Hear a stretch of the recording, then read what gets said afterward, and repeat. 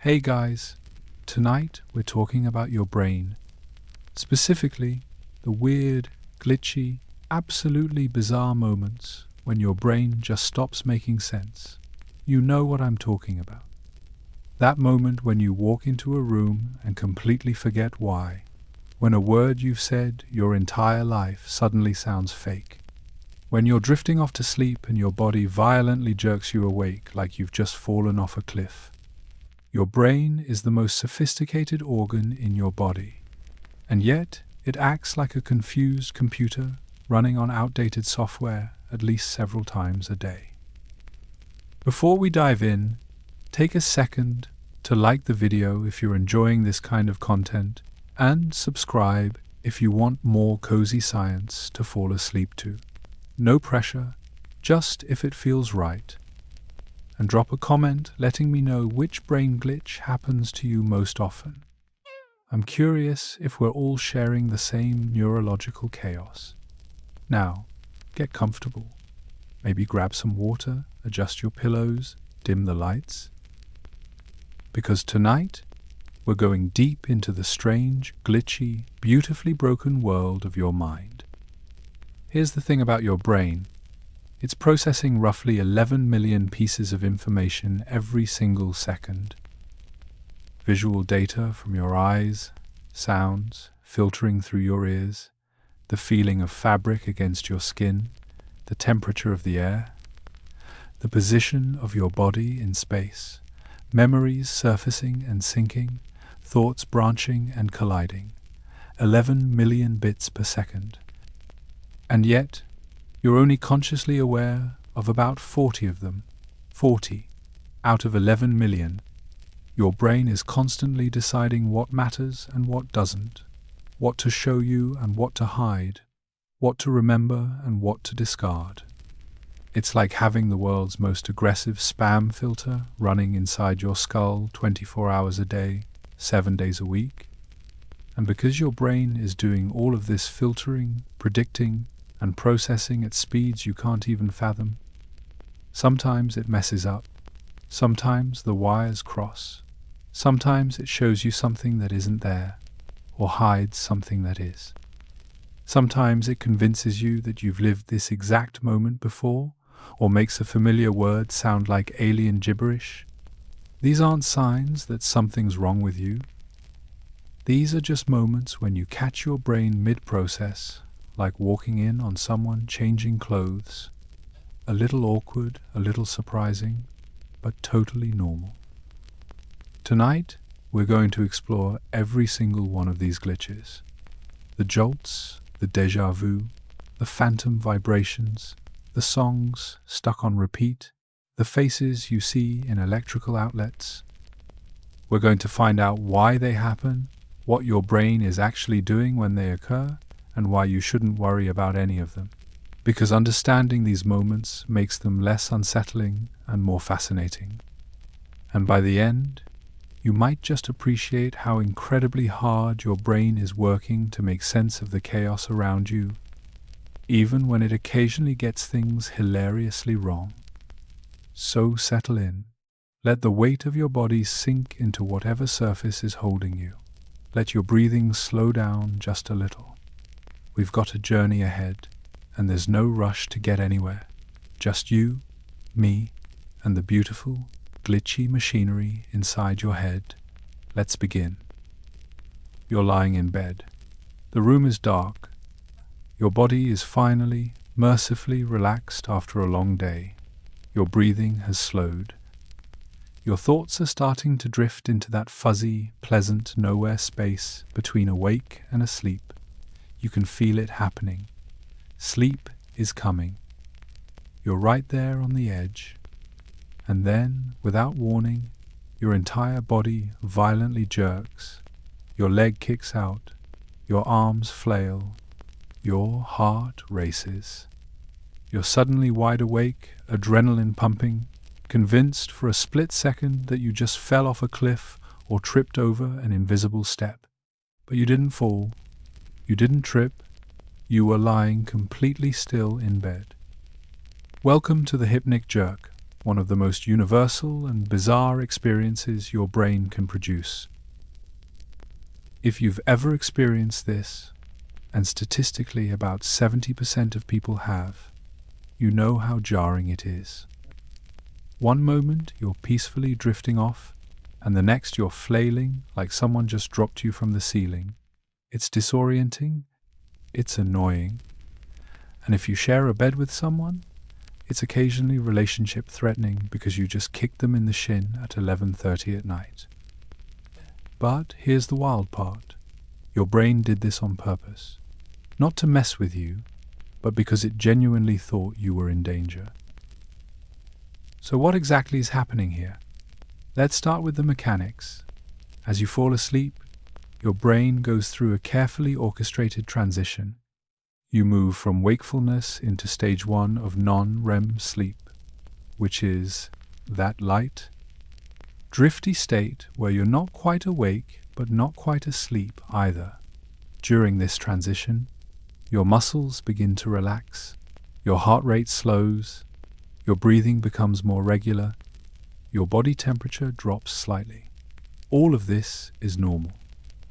All of this is your brain saying, okay, we're shutting down for the night. Time to power off the systems we don't need. But here's where things get weird. Your brain has a part called the reticular activating system, or RAS for short.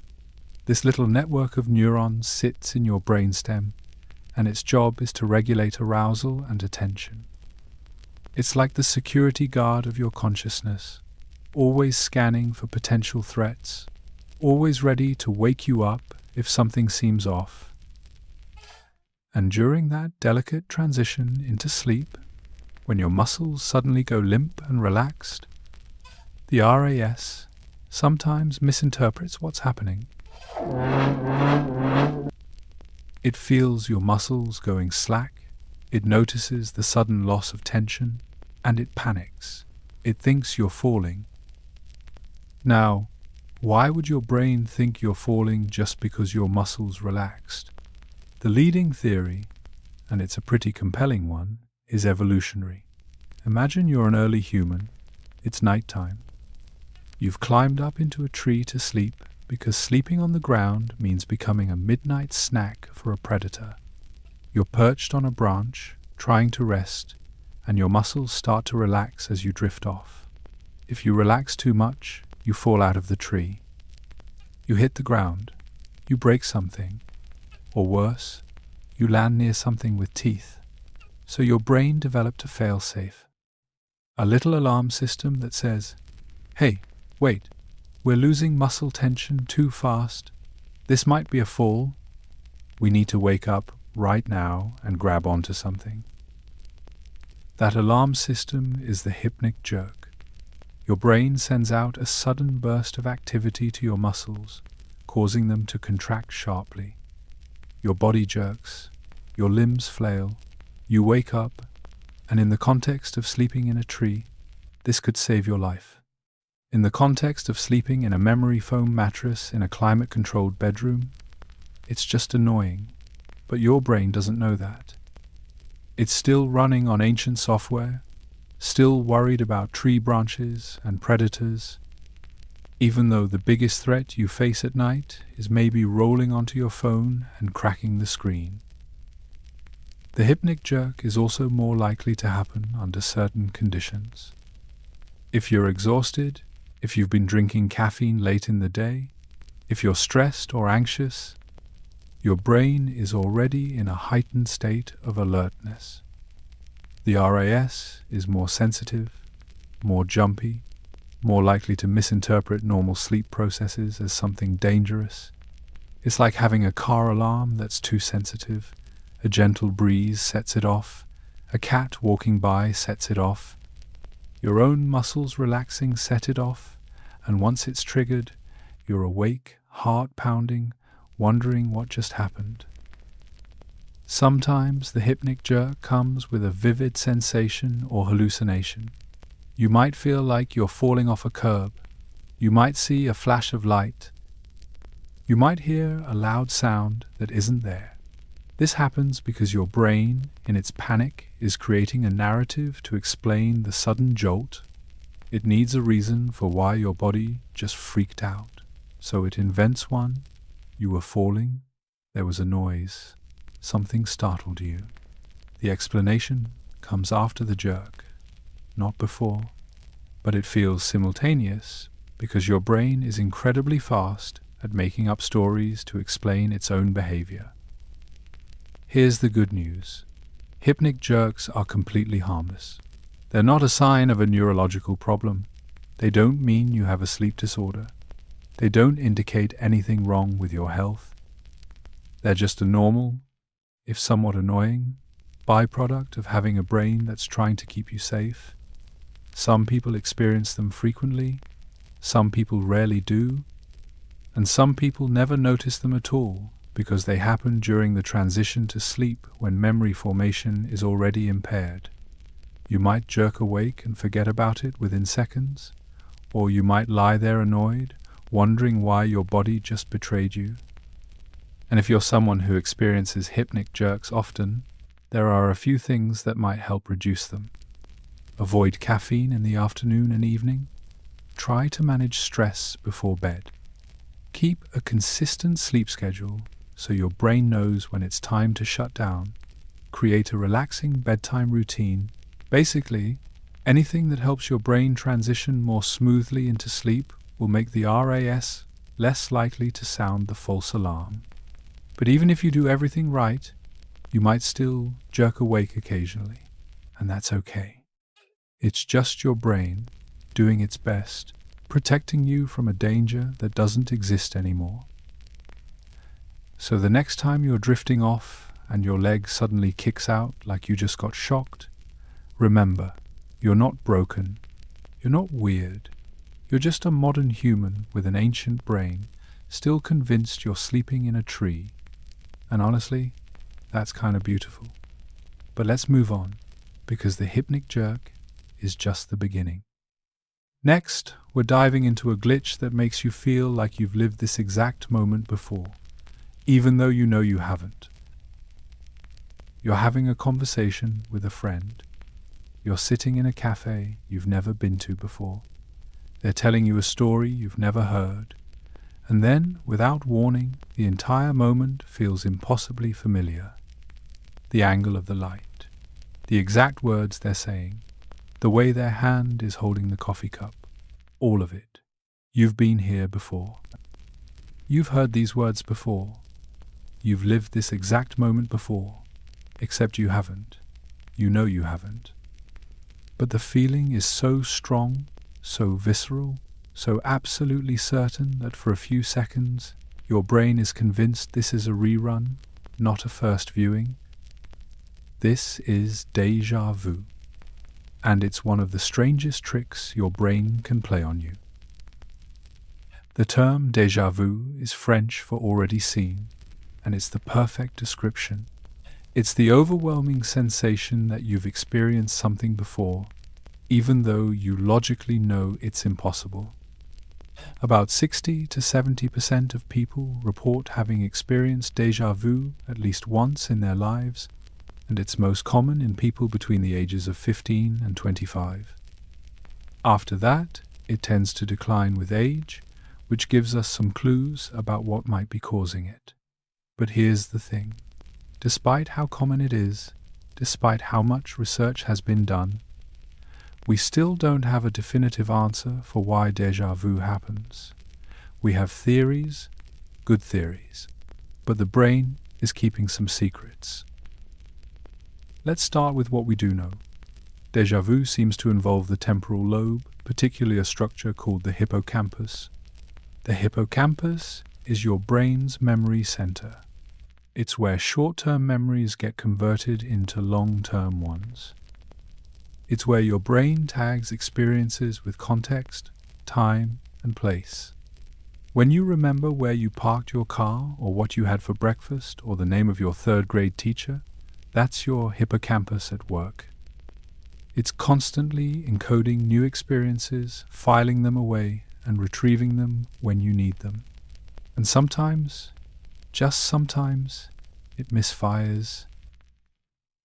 One of the leading theories is called the dual processing theory. Here's how it works.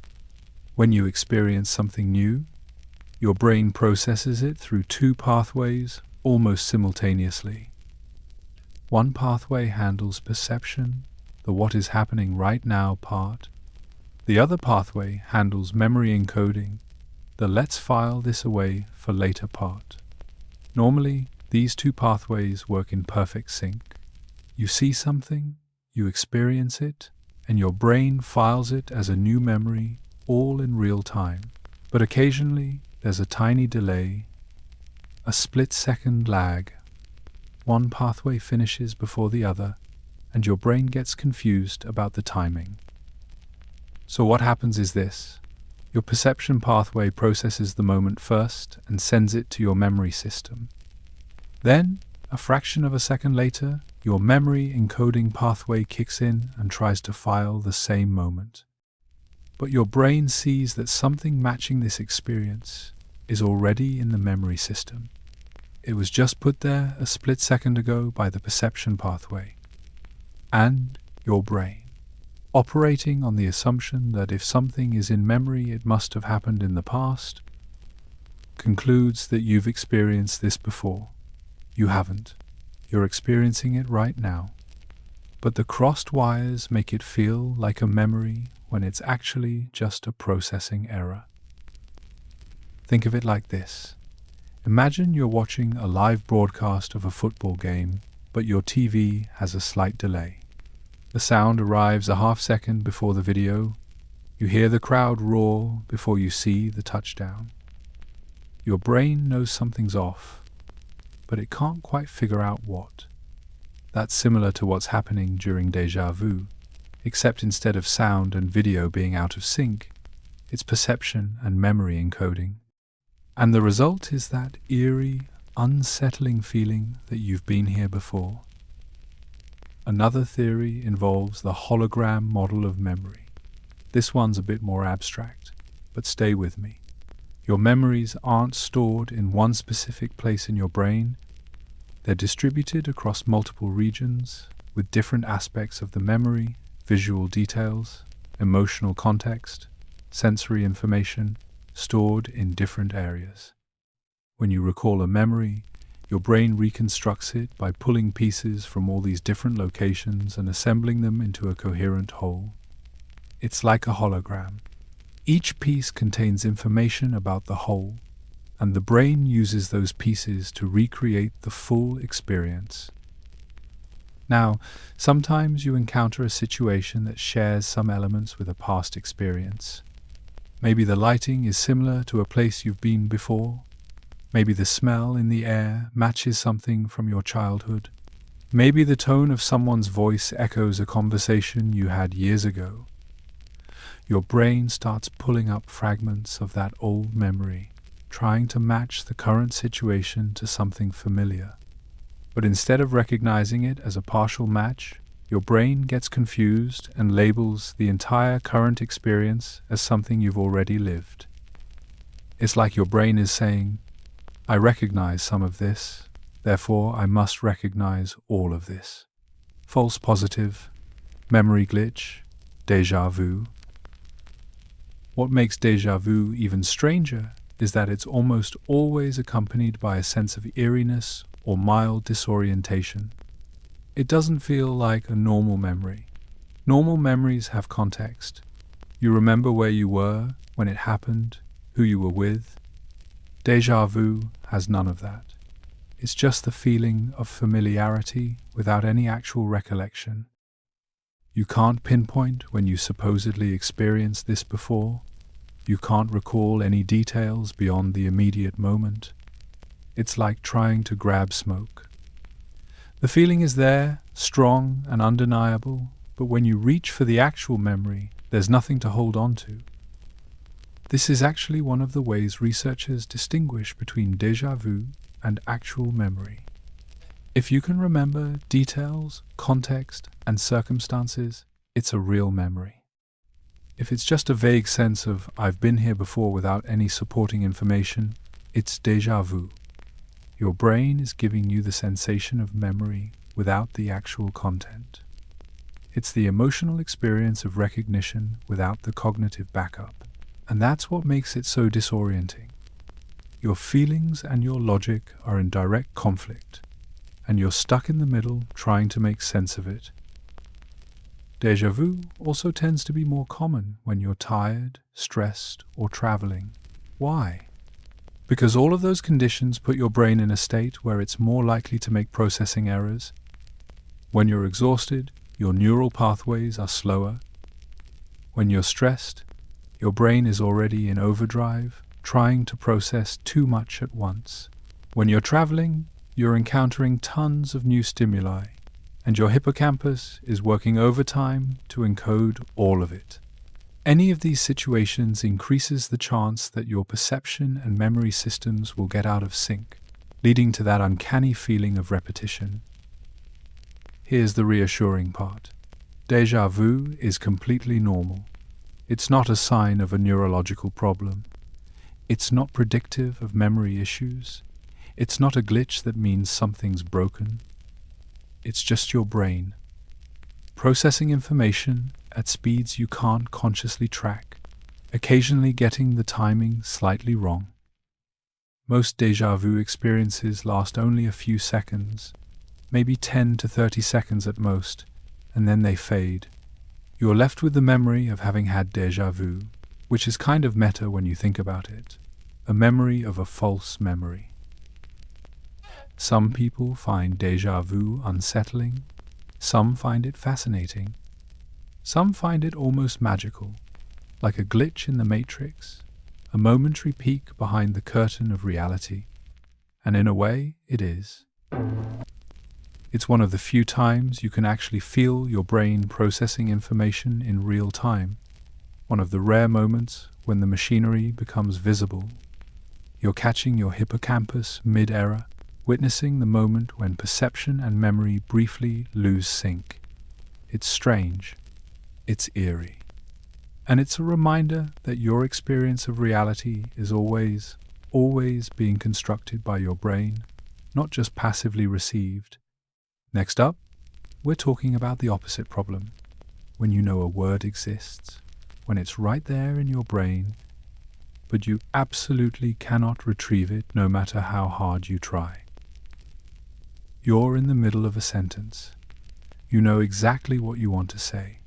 The thought is clear, the concept is right there. And then you hit a word, a specific word, a word you've used 1,000 times before, a word you absolutely, definitely know. And it's gone, vanished. Your brain has locked the door and swallowed the key. You can feel the shape of it. You know how many syllables it has. You might even know what letter it starts with. But the actual word? Completely inaccessible. You stand there, mouth half open, making frustrated gestures with your hands like you're trying to physically pull the word out of the air.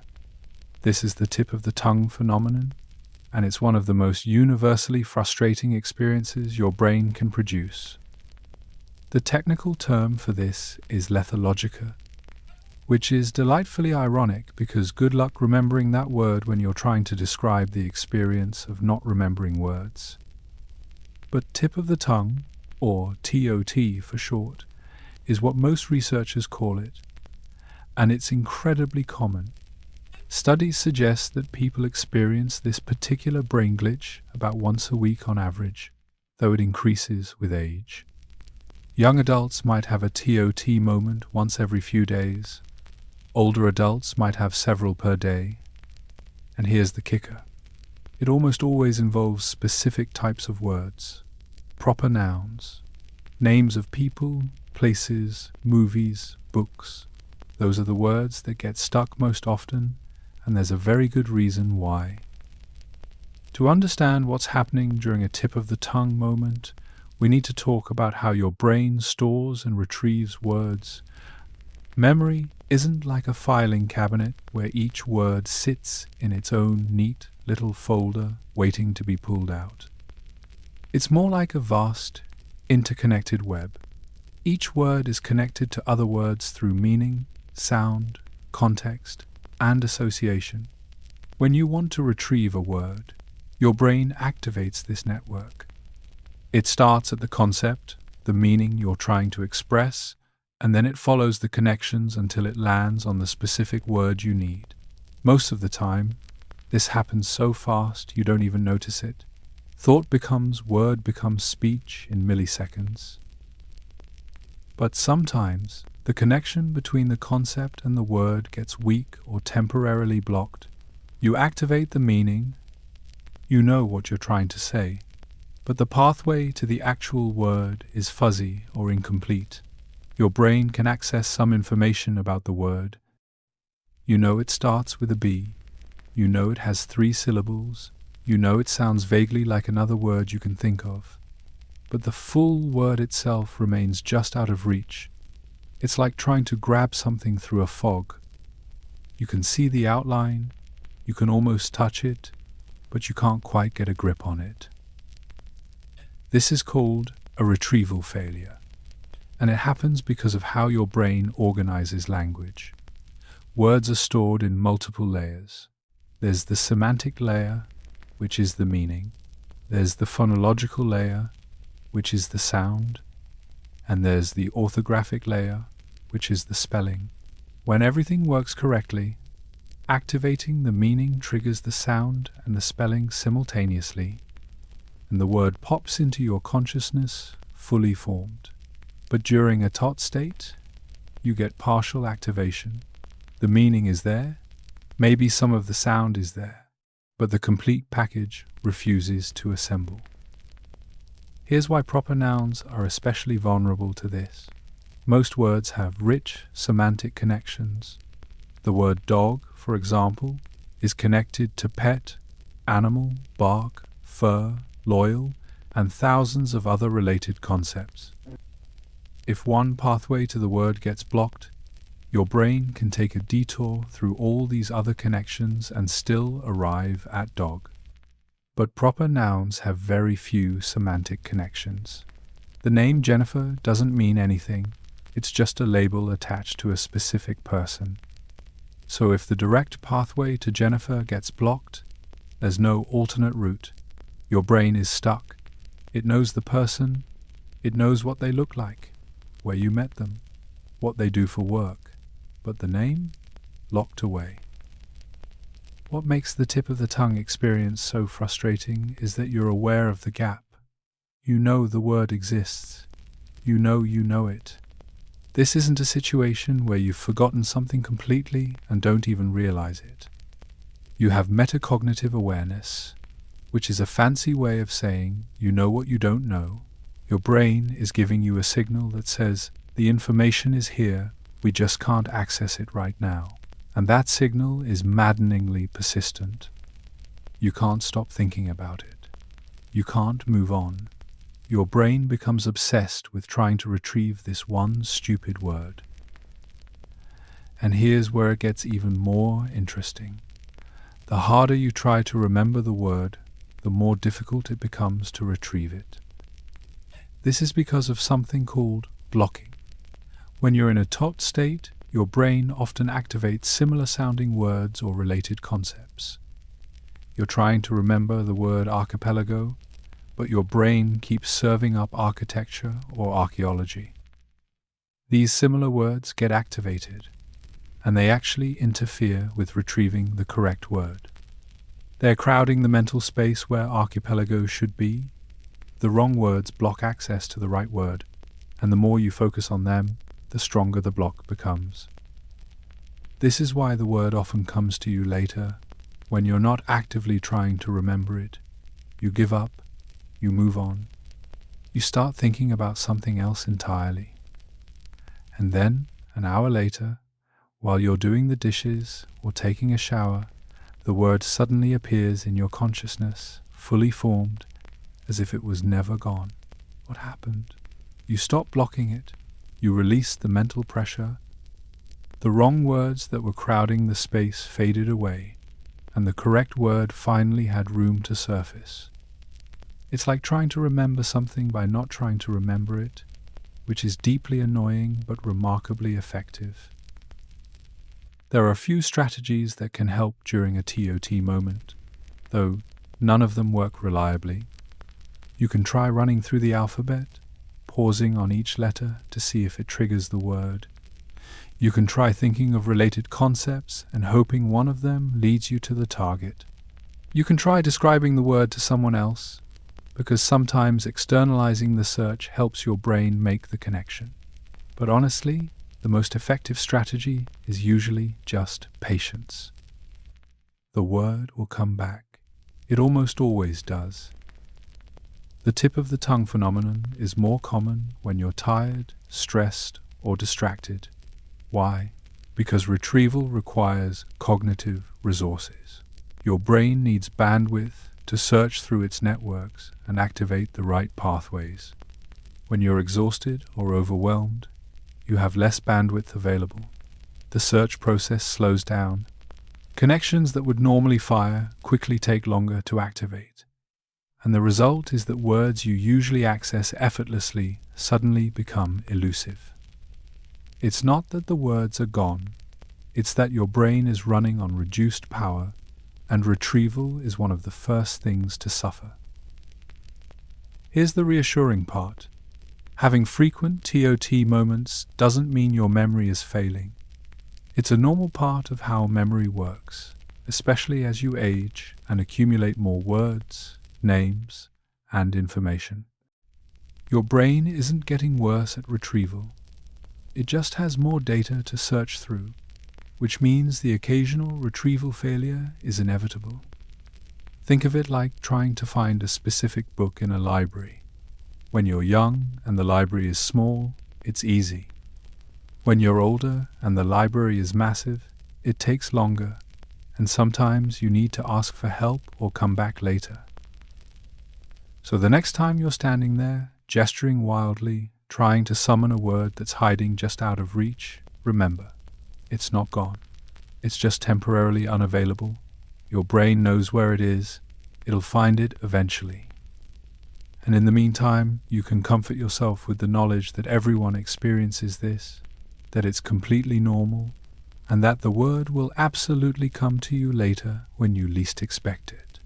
Now, speaking of words behaving strangely, let's talk about what happens when you repeat a word so many times that it stops sounding like a word at all. Here's a fun experiment you can do right now, though I don't recommend it if you're trying to fall asleep. Pick a word, any word. Let's say fork. Now say it out loud. Fork, fork, fork, fork, fork, fork, fork. Keep going. Say it 20, 30, 40 times in a row without stopping. Fork, fork, fork, fork, fork, fork. And somewhere around the 20th or 30th repetition, something very strange happens. The word stops being a word. It becomes a sound, a meaningless collection of noises. Your mouth is still making the same shape. The same syllables are coming out. But suddenly, fork doesn't mean anything anymore. It's just fork, a nonsense sound, an alien utterance. Welcome to semantic satiation, one of the weirdest and most easily reproducible brain glitches you can experience. Semantic satiation is the phenomenon where a word temporarily loses its meaning through repetition. You say it or hear it or read it over and over, and your brain just gives up on processing it as language. The word becomes pure phonetics, stripped of all semantic content, and here's what makes it so fascinating. It happens fast, really fast. Most people experience semantic satiation within 30 seconds to a minute of repetition. That's how quickly your brain can go from "this is a word with meaning" to "this is just mouth sounds I'm making." So, what's actually happening in your brain when this occurs? To understand that, we need to talk about how your brain processes language in the first place. When you encounter a word, whether you're reading it, hearing it, or saying it yourself, your brain activates a network of neurons associated with that word. These neurons hold information about the word's meaning, its sound, its spelling, related concepts, memories connected to it, everything. For the word fork, your brain lights up areas associated with eating utensils, the shape of the object, the act of stabbing food, maybe memories of specific meals. All of this happens automatically and almost instantaneously. But neurons, like muscles, can get fatigued. When you activate the same neural pathway over and over in rapid succession, the neurons involved become less responsive. This is called neural adaptation or habituation. It's the same principle that makes you stop noticing background noise after a while, or stop feeling your clothes against your skin throughout the day. Your brain is designed to prioritize new or changing information. Constant, unchanging stimuli get filtered out as unimportant. And when you repeat a word dozens of times, your brain decides that this word is no longer worth paying full attention to. Here's the specific mechanism. Each time you say fork, the neurons responsible for processing that word fire. They send signals. They activate connections. They do their job. But with each repetition, those neurons become slightly less excitable. The connections weaken. The activation becomes less robust. And eventually, after enough repetitions, the semantic network, the part that holds the meaning, just stops responding as strongly. The word still gets processed, but only at a surface level. Your brain registers the sounds, the phonemes, the physical act of saying it. But the deeper meaning, the conceptual understanding of what a fork actually is, that part fades into the background. Think of it like saying someone's name over and over to get their attention. The first time you say it, they turn around immediately. The second time, they're still responsive. By the 10th time, they're annoyed and barely reacting. By the 20th time, they've completely tuned you out. Your brain does the same thing with repeated words. It hears you, it just stops caring. The novelty is gone. The information isn't new. So the brain conserves resources and reduces its response. And what you're left with is the experience of the word as pure sound, disconnected from meaning. This is also why semantic satiation is temporary. As soon as you stop repeating the word and move on to something else, the neurons recover. The semantic network resets. The connections strengthen again. And the next time you encounter the word fork in normal conversation, it has its full meaning restored. It's not permanent damage. It's not memory loss. It's just temporary neural fatigue, and it resolves on its own within seconds or minutes. Your brain is remarkably good at bouncing back from this kind of repetition-induced exhaustion. Semantic satiation can happen with any word, but it's often more noticeable with simple, common words. Abstract words like justice or freedom take longer to lose meaning because they're connected to more complex networks of associations. But concrete, everyday words like fork or shoe or door, those saturate quickly because the semantic network is simpler and more easily fatigued. Interestingly, semantic satiation can also occur with reading. If you stare at the same word written over and over, the visual processing of that word fatigues in the same way. The letters start looking weird.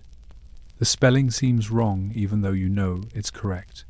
Your brain is experiencing the same habituation, just through a different sensory channel. What makes semantic satiation so unsettling is that it reveals how fragile language really is. We think of words as stable, solid containers for meaning. We rely on them to communicate, to think, to structure our understanding of the world. And yet, with just a minute of repetition, a word can become completely meaningless. It exposes the fact that language isn't inherent to the sounds or the letters. It's something your brain constructs and maintains through active processing. The moment your brain stops actively processing the meaning, the word collapses into noise. You've probably experienced a milder version of this without deliberately repeating a word. Sometimes you're writing an email or a paper, and you use the same word multiple times in close succession. And suddenly, you look at the word and think, wait, is that spelled right? That looks wrong. Did I just invent this word? You stare at it, you sound it out, and even though you know it's correct, it feels alien and strange. That's brief semantic satiation, triggered not by rapid repetition, but by focused attention on the word's form rather than its meaning. This glitch also has some interesting implications for how we learn language. When children are learning to read, they often repeat words out loud as they practice. But if they repeat the same word too many times without varying the context, semantic satiation can actually interfere with learning. The word loses meaning, and the child is left just parroting sounds without connecting them to concepts. This is why good language instruction emphasizes context, variation, and meaningful use rather than rote repetition. Your brain needs novelty and connection to maintain semantic engagement. Semantic satiation is also used in some therapeutic contexts, particularly for treating phobias or intrusive thoughts. The idea is that if a word or phrase loses its meaning through repetition, it also loses its emotional charge. Someone with anxiety around a specific word or concept might repeat it over and over until it becomes just a sound, stripped of its power to provoke fear or distress. It's like exposure therapy for language. You wear out the brain's response until the word becomes neutral. Of course, this only works temporarily, but it can be a useful tool for breaking the immediate grip of a trigger. Here's the fun part. You can't really prevent semantic satiation once it starts. If you're repeating a word and it begins to lose meaning, trying to force the meaning back doesn't work. Your brain needs a break. You need to shift your attention, think about something else, let the neural pathways recover, and then, when you come back to the word later, it'll be whole again, meaningful again. A real word, not just a collection of sounds your mouth knows how to make. So the next time you catch yourself repeating a word and suddenly thinking, wait, is that even a real word? Remember, it is. Your brain just temporarily gave up on processing it. The meaning is still there. It's just taking a nap. And honestly, after all the work your brain does every single second to maintain language, make sense of the world, and keep you functioning, it deserves the occasional break. Now, let's talk about a different kind of forgetting, one that happens the moment you walk through a door. You walk into the kitchen with a purpose. You know exactly why you're here. You need to get something specific, something important. You cross the threshold, step onto the tile floor, and immediately, completely, utterly forget what you came for. You stand there, staring at the refrigerator, the counter, the cabinets, hoping one of them will jog your memory. Nothing. The thought is gone, vanished, erased as if it never existed. So you do the only thing that makes sense. You walk back to the room you came from, and the moment you cross back through that doorway, the memory returns. Oh, right, I needed my phone charger. This is the doorway effect, and it's one of the most reliably frustrating brain glitches you'll ever experience. If this has happened to you, and it absolutely has, you're not alone. The doorway effect is universal. It happens to everyone, across all ages, cultures, and levels of cognitive function.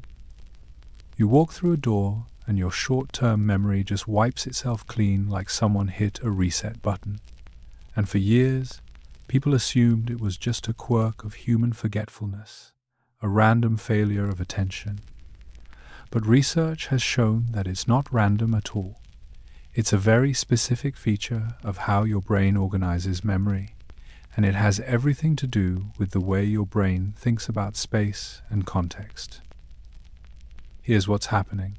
Your brain doesn't store memories as a continuous stream of information. Instead, it chunks experiences into discrete episodes based on changes in your environment. These chunks are called event boundaries, and they help your brain organize the overwhelming flood of information you encounter every day. When you're sitting in your living room, everything that happens there gets encoded as part of the living room event.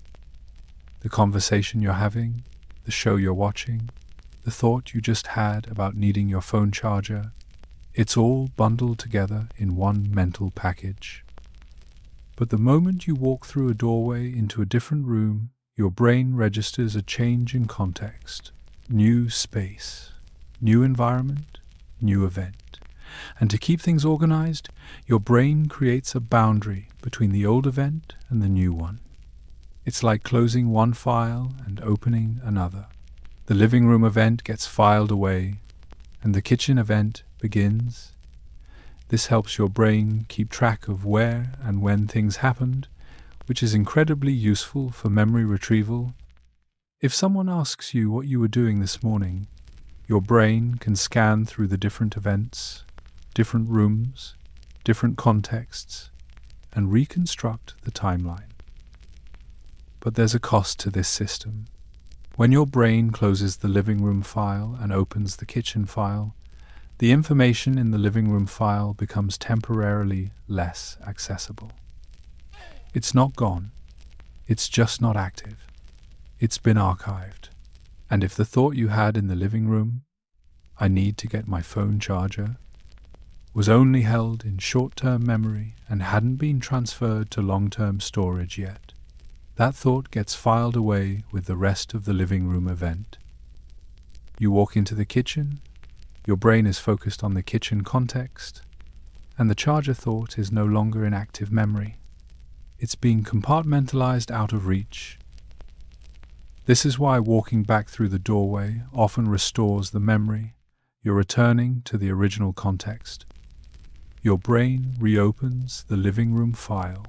The environment matches the context in which the thought was encoded, and suddenly the memory is accessible again. Oh, right. Phone charger. That's what I needed. It's not magic. It's just context-dependent memory, which is a fancy way of saying that your memories are tied to the environment in which they were formed, and returning to that environment makes them easier to retrieve. Researchers have tested this extensively. They've had people perform tasks in virtual environments, moving between rooms, and they've consistently found that passing through a doorway, even a virtual one, increases the likelihood of forgetting what you were doing. It doesn't matter if the rooms are similar or different. It doesn't matter if you're physically walking or just navigating with a controller. The doorway itself, the act of crossing a threshold from one space to another, is enough to trigger the event boundary.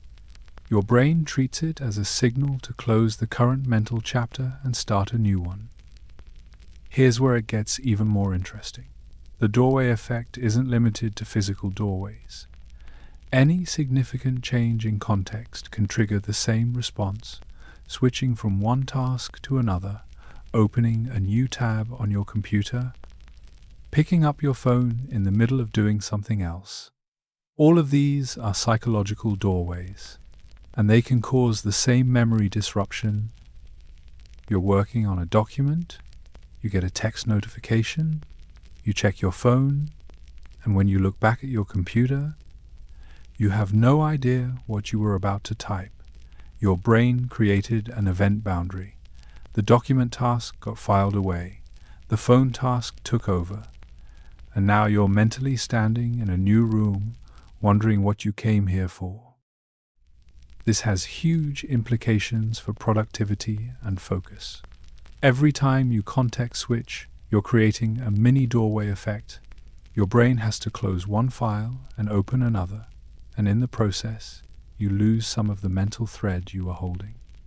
This is why multitasking is so cognitively expensive. It's not that your brain can't handle multiple tasks. It's that switching between them creates all these event boundaries, and each boundary costs you time, energy, and working memory. You're constantly walking through mental doorways, constantly losing track of what you were doing, constantly having to backtrack to retrieve the thought. So, why does your brain do this? Why create these boundaries at all if they cause so much forgetting? Because the alternative is worse.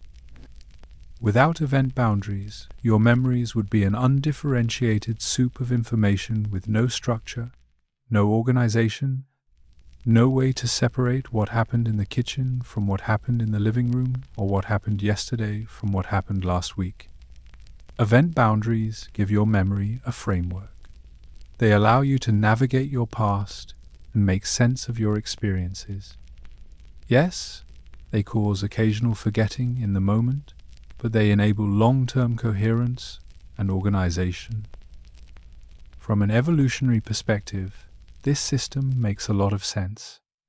Imagine you're an early human moving through different environments.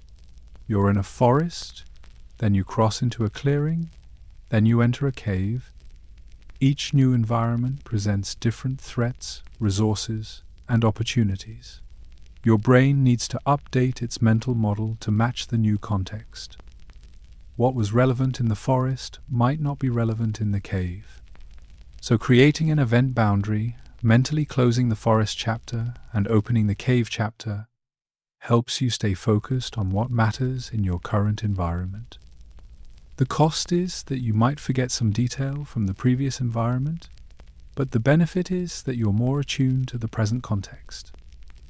Of course, in modern life, we're not worried about predators when we walk from the living room to the kitchen, but our brains are still using the same ancient system.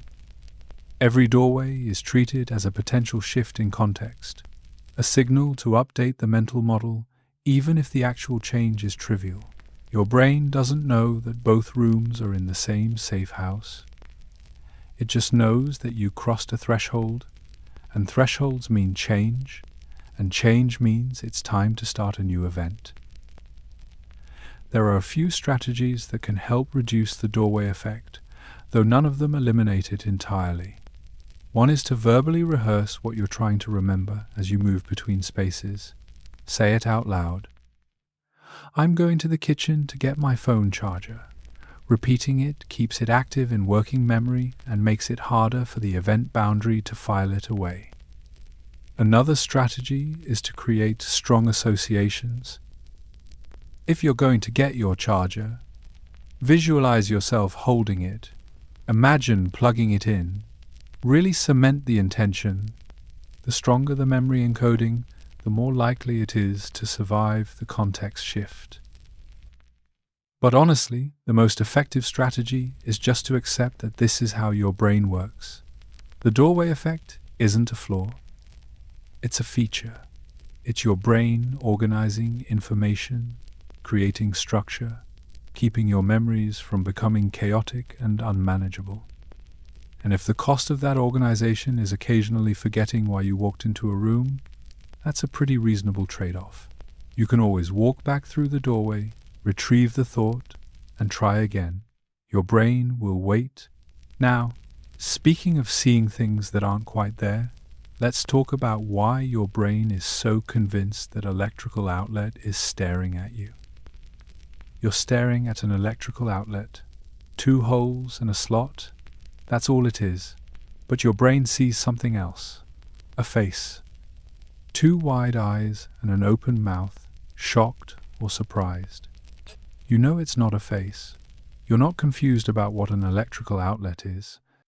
But you can't unsee it. The face is there, staring back at you as clear as day. Or maybe you're looking at the front of a car. Headlights for eyes, grill for a mouth. It's grinning at you, judging you.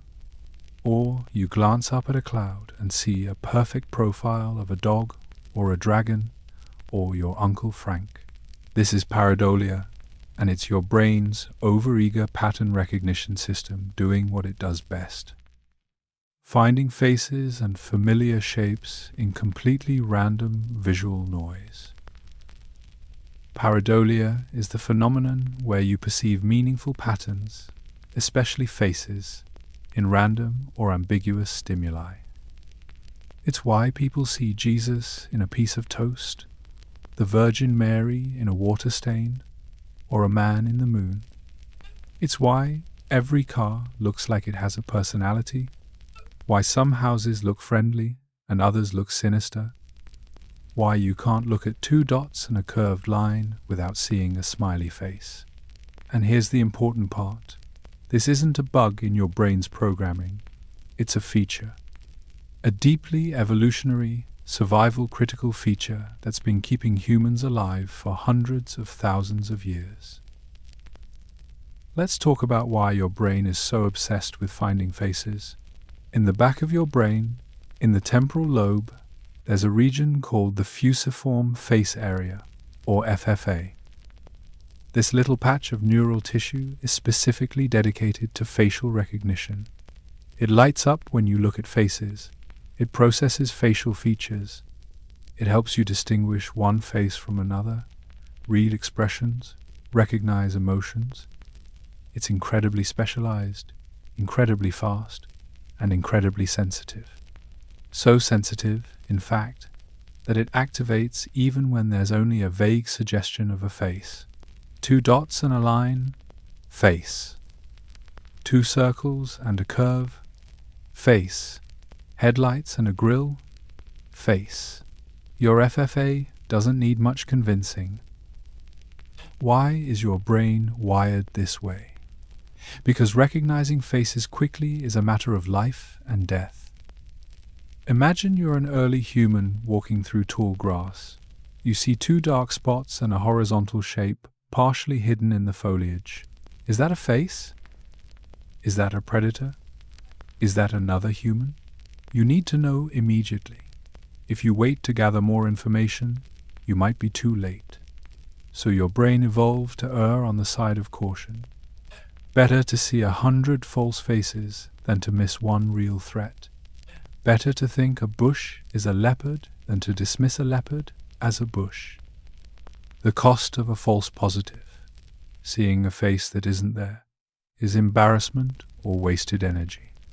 The cost of a false negative, missing a face that is there, is death. This survival mechanism is so deeply embedded in your brain that it's essentially automatic. You don't choose to see faces in objects. You can't turn it off. Your fusiform face area is constantly scanning your visual field, looking for anything that even remotely resembles the configuration of a face. Two roughly symmetrical shapes on top, one shape below, arranged in a triangular pattern, that's the template. And your brain is so good at this that it can find faces in the most unlikely places. Burn marks on toast, craters on Mars, the bark of a tree, clouds, rocks, buildings, anything. But pareidolia isn't limited to faces. Your brain is also excellent at finding other familiar patterns, animals, objects, letters, symbols. This is because pattern recognition in general is one of your brain's core functions. Your brain is a prediction machine. It's constantly trying to make sense of the world by matching incoming sensory data to stored patterns. When you see something ambiguous or random, your brain searches its library of known patterns and tries to find a match. Most of the time, the match is accurate. Sometimes, the match is false, and that's pareidolia. Here's what makes this even more interesting. Pareidolia is more likely to occur under certain conditions. When you're tired, when the lighting is dim, when the stimulus is ambiguous or degraded, your brain becomes more aggressive in its pattern matching. It lowers its threshold for what counts as a face or a familiar shape. This is why you see more faces in shadows at night, Why that pile of clothes in the corner of your bedroom looks like a person when you're half asleep. Why every creak and shadow becomes a potential threat when you're exhausted and anxious.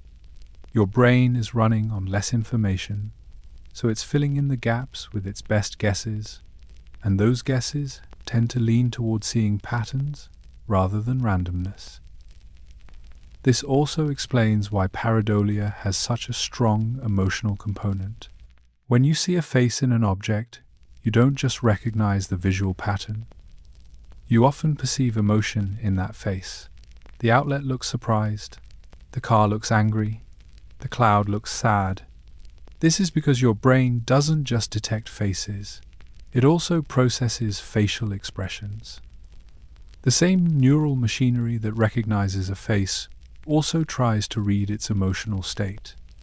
And since your brain is exceptionally good at inferring emotion from minimal cues, it'll assign feelings to inanimate objects based on nothing more than the arrangement of shapes.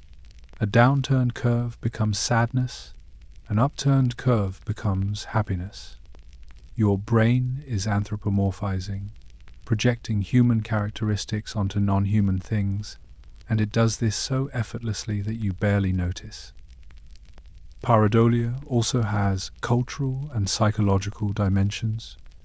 What you see in ambiguous patterns is influenced by your experiences, beliefs, and expectations. Someone deeply religious might see religious figures. Someone who loves animals might see animals everywhere. Someone anxious about a specific threat might see signs of that threat in random patterns. Your brain's pattern matching is shaped by what's already in your brain, what you've been thinking about, what you're primed to notice. This is why pareidolia can feel so personal, so meaningful. You're not just seeing a random face, you're seeing something that resonates with your inner world. Throughout history, pareidolia has been the source of countless myths, religious experiences, and supernatural interpretations. People see gods in the sky, spirits in the forest, omens in the flight of birds. And while modern science understands that these are just pattern recognition errors, that doesn't diminish their psychological or cultural significance. Your brain is telling you that something is there, and the experience feels real because, to your brain, it is real. The neural activation is the same whether you're looking at an actual face or a face-like pattern. Your fusiform face area doesn't care about the difference. It just reports what it detects. Here's the reassuring part. Experiencing pareidolia is completely normal. It's not a sign of mental illness, hallucination, or cognitive decline. It's just your brain doing what it's designed to do, which is find meaningful patterns in sensory input. Everyone experiences it. Artists use it intentionally, creating works that play with ambiguous forms and invite the viewer to find hidden images. Psychologists use it diagnostically with tools like the Rorschach inkblot test, which relies on pareidolia to reveal something about how a person's mind organizes ambiguous information.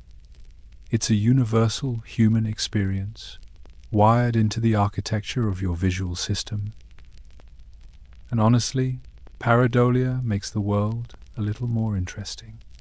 It's the reason you can have a relationship with your car, why certain buildings feel welcoming or menacing, why you can look at abstract art and see something meaningful. Your brain is constantly searching for connection, for familiarity, for faces in the void. It's a reminder that perception isn't passive reception of reality. It's active construction.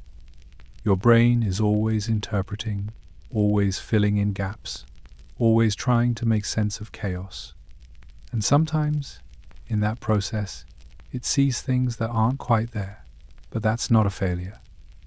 It's a testament to how hard your brain is working to keep you safe, informed, and connected to the world around you.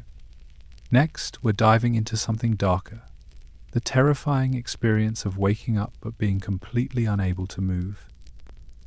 You wake up, your eyes are open, you're conscious, you know where you are. You can see your bedroom, hear the sounds around you, feel the sheets beneath you, but you cannot move. Not your arms, not your legs, not even your fingers. Your body is completely paralyzed. You try to sit up, nothing. You try to call out, your mouth won't open. You try to take a deep breath, but your chest feels heavy, like someone is sitting on it. And then, if you're especially unlucky, you see something, a shadow in the corner, a figure at the foot of your bed, a presence hovering over you. You're fully awake, fully aware, and completely helpless. This is sleep paralysis, and it's one of the most terrifying experiences your brain can produce, even though it's completely harmless. Sleep paralysis affects somewhere between 8 and 50% of people at least once in their lifetime, depending on which study you look at. It's more common in adolescents and young adults, and it tends to run in families, which suggests a genetic component. But here's the critical thing to understand. Sleep paralysis is not dangerous. It's not a sign of a serious medical condition. It's not supernatural. It's just a normal part of your sleep cycle that's happening at the wrong time. And once you understand what's actually going on, it becomes a lot less frightening.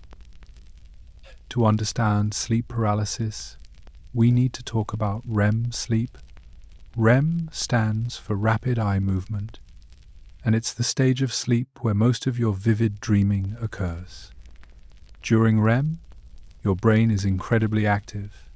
It's processing memories, consolidating information, running through scenarios. Your eyes move rapidly beneath your eyelids, tracking the dream imagery. Your heart rate and breathing become irregular. And crucially, your muscles are paralyzed. This paralysis is called REM atonia, and it's a safety mechanism. If your muscles weren't paralyzed during REM, you'd act out your dreams. You'd be punching, kicking, running, doing whatever your dream self is doing. People with a condition called REM sleep behavior disorder, where this paralysis doesn't work properly, actually do act out their dreams, and it can be dangerous for them and anyone sleeping nearby. So REM atonia is your brain's way of keeping you safe while you dream. The paralysis is controlled by neurons in your brainstem that actively inhibit motor activity. They send signals that prevent your muscles from contracting, essentially putting your body on lockdown for the duration of REM sleep. And normally, this works perfectly. You dream, you're paralyzed, you don't move, and when REM ends and you transition to another sleep stage or wake up, the paralysis ends too. Motor control returns. You can move again. You never even notice that you were paralyzed because you were asleep the whole time. But sometimes the timing gets messed up. Sometimes your brain wakes up before your body does. Your consciousness comes online. You become aware of your surroundings, but the REM atonia is still active. Your muscles are still locked down, and suddenly you're in this horrifying in-between state where your mind is awake but your body is still asleep. You're experiencing the paralysis that's supposed to protect you during dreams, except now you're fully conscious and aware of it, and your brain, confused and panicking, tries to make sense of why you can't move. This is where the hallucinations come in. Sleep paralysis is often accompanied by vivid, terrifying hallucinations, and they fall into 3 main categories. The first is the intruder hallucination. You sense a presence in the room, a figure, a shadow, something lurking. Your brain, in a state of heightened alertness and fear, is looking for threats, and it finds them even when they're not there. The second is the incubus hallucination, which involves a feeling of pressure on your chest, difficulty breathing, and sometimes the sensation of being touched or held down. This is your brain misinterpreting the restricted breathing that comes with REM sleep and the fact that your muscles, including your diaphragm, are partially inhibited. The third is vestibular motor hallucinations, where you feel like you're floating, flying, or falling. This happens because your brain's sense of body position is disrupted when motor signals aren't matching up with sensory feedback. These hallucinations feel absolutely real. They're not dreams, they're not imagination, they're genuine perceptual experiences generated by your brain in a state of confusion and fear. And because you're paralyzed and can't escape, the fear intensifies. Your amygdala, the fear center of your brain, is fully active. Your body's fight or flight response is trying to kick in, but you can't fight and you can't flee. You're trapped, and the hallucinations feed on that fear, becoming more vivid, more menacing, more real. In medieval Europe, people believed they were being visited by demons or witches, entities that sat on their chests and suffocated them. The old hag syndrome in Newfoundland describes exactly this experience. In Japan, it's called kanashibari, a term that means bound by metal. In many cultures, it's attributed to evil spirits, supernatural attacks, or curses. And while modern science knows that it's just a neurological event, a mistiming of sleep stages, the experience is so visceral and so terrifying that it's easy to understand why people throughout history believed something malevolent was happening to them. Sleep paralysis is more likely to occur under certain conditions. If you're sleep deprived, stressed, anxious, or have an irregular sleep schedule, you're at higher risk. Sleeping on your back also increases the likelihood, possibly because this position affects breathing and makes the chest pressure sensation more noticeable. Certain medications, particularly those that affect neurotransmitters involved in sleep regulation, can trigger it. And if you have narcolepsy, a sleep disorder characterized by disrupted REM sleep, you're much more likely to experience sleep paralysis regularly. Here's what to do if you find yourself in the middle of a sleep paralysis episode. First, remind yourself that it's temporary. It will end. Most episodes last only a few seconds to a couple of minutes, though it can feel much longer. Second, try not to panic. The fear makes it worse. The hallucinations feed on fear. If you can stay calm and remind yourself that this is just your brain waking up out of sync with your body, the experience becomes more manageable. Third, focus on small movements. You might not be able to move your whole body, but sometimes you can wiggle a toe or a finger. Concentrating on that small movement can help break the paralysis. Fourth, try to change your breathing pattern. Take slow, deliberate breaths. This can help signal to your brain that you're awake and it's time to restore motor control. And if you experience sleep paralysis frequently, there are preventative measures you can take.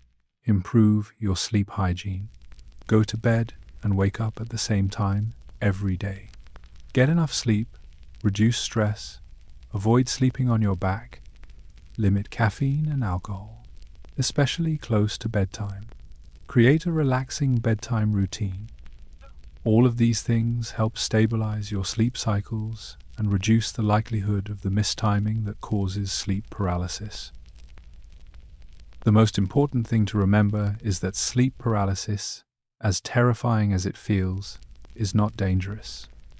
You're not suffocating, even if it feels like you can't breathe. You're not having a stroke or a seizure. You're not being attacked by anything supernatural.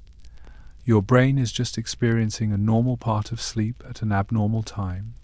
The paralysis will end, motor control will return. The hallucinations will fade, and you'll be fine. Shaken, maybe. Exhausted, probably, but fine. It's your ancient brain running its nightly safety protocols, just a few seconds out of sync.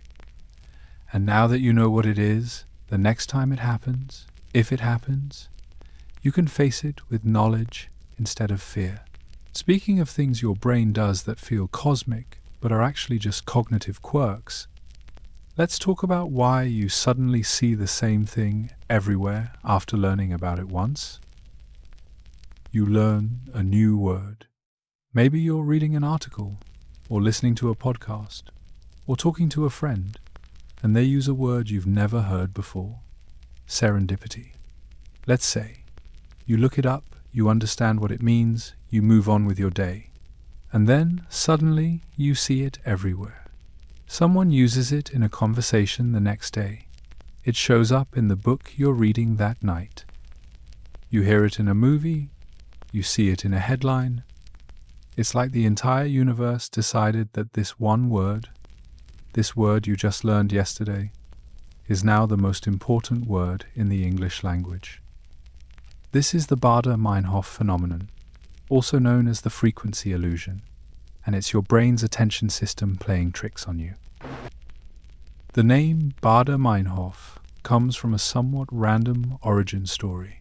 In 1994, a man named Terry Mullen wrote a letter to a newspaper explaining that he'd recently heard about the Baader-Meinhof gang, a German terrorist group from the 1970s, and then started seeing references to them everywhere. He coined the term to describe this experience, and it stuck.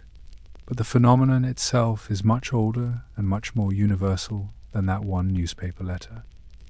It's been happening to humans for as long as we've had brains capable of noticing patterns, which is to say, forever. So what's actually happening when you experience Baader-Meinhof? It's a combination of two cognitive processes: selective attention and confirmation bias. Let's start with selective attention. Your brain is constantly bombarded with information, millions of sensory inputs every second. Sights, sounds, smells, sensations, thoughts. If your brain tried to process all of it consciously, you'd be overwhelmed and paralyzed within minutes. So your brain filters. It decides what's important and what's not. It highlights the relevant and ignores the irrelevant. And one of the main ways it decides what's relevant is through something called the reticular activating system, or RAS.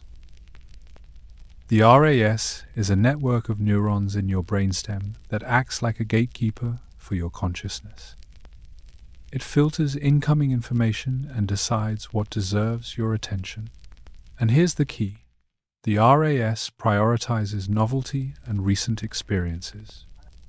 When you learn something new, like the word serendipity, your brain tags it as important. It's new information. It's something you just invested mental energy into understanding. So your RAS, trying to be helpful, starts flagging every instance of that word in your environment. Before you learned the word, it was just noise. Your brain filtered it out along with thousands of other irrelevant details. But now it's marked as relevant, so your RAS makes sure you notice it. This is selective attention. Your brain isn't creating the word serendipity out of thin air. The word was always there, showing up in conversations, articles, movies, just as frequently as it ever did. But you weren't paying attention to it because it wasn't on your radar. Now it is.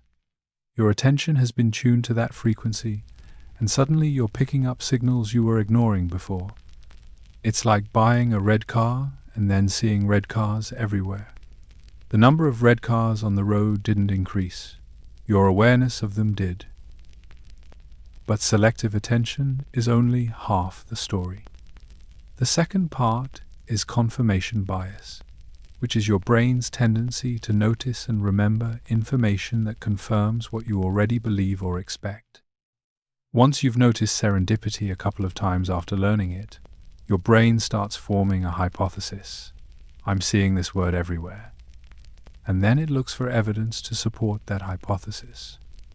Every time you encounter the word, it feels significant. It reinforces the pattern. But here's the thing. You're not noticing all the times you don't see the word. You're not counting the hundreds of other new words you encounter that don't repeat. Your brain is selectively collecting evidence for the pattern and ignoring evidence against it. This combination of selective attention and confirmation bias creates a powerful illusion. It genuinely feels like the frequency of the word has increased. It feels like the universe is sending you a message, like there's some cosmic significance to this pattern. But it's not the world that's changed, it's your perception.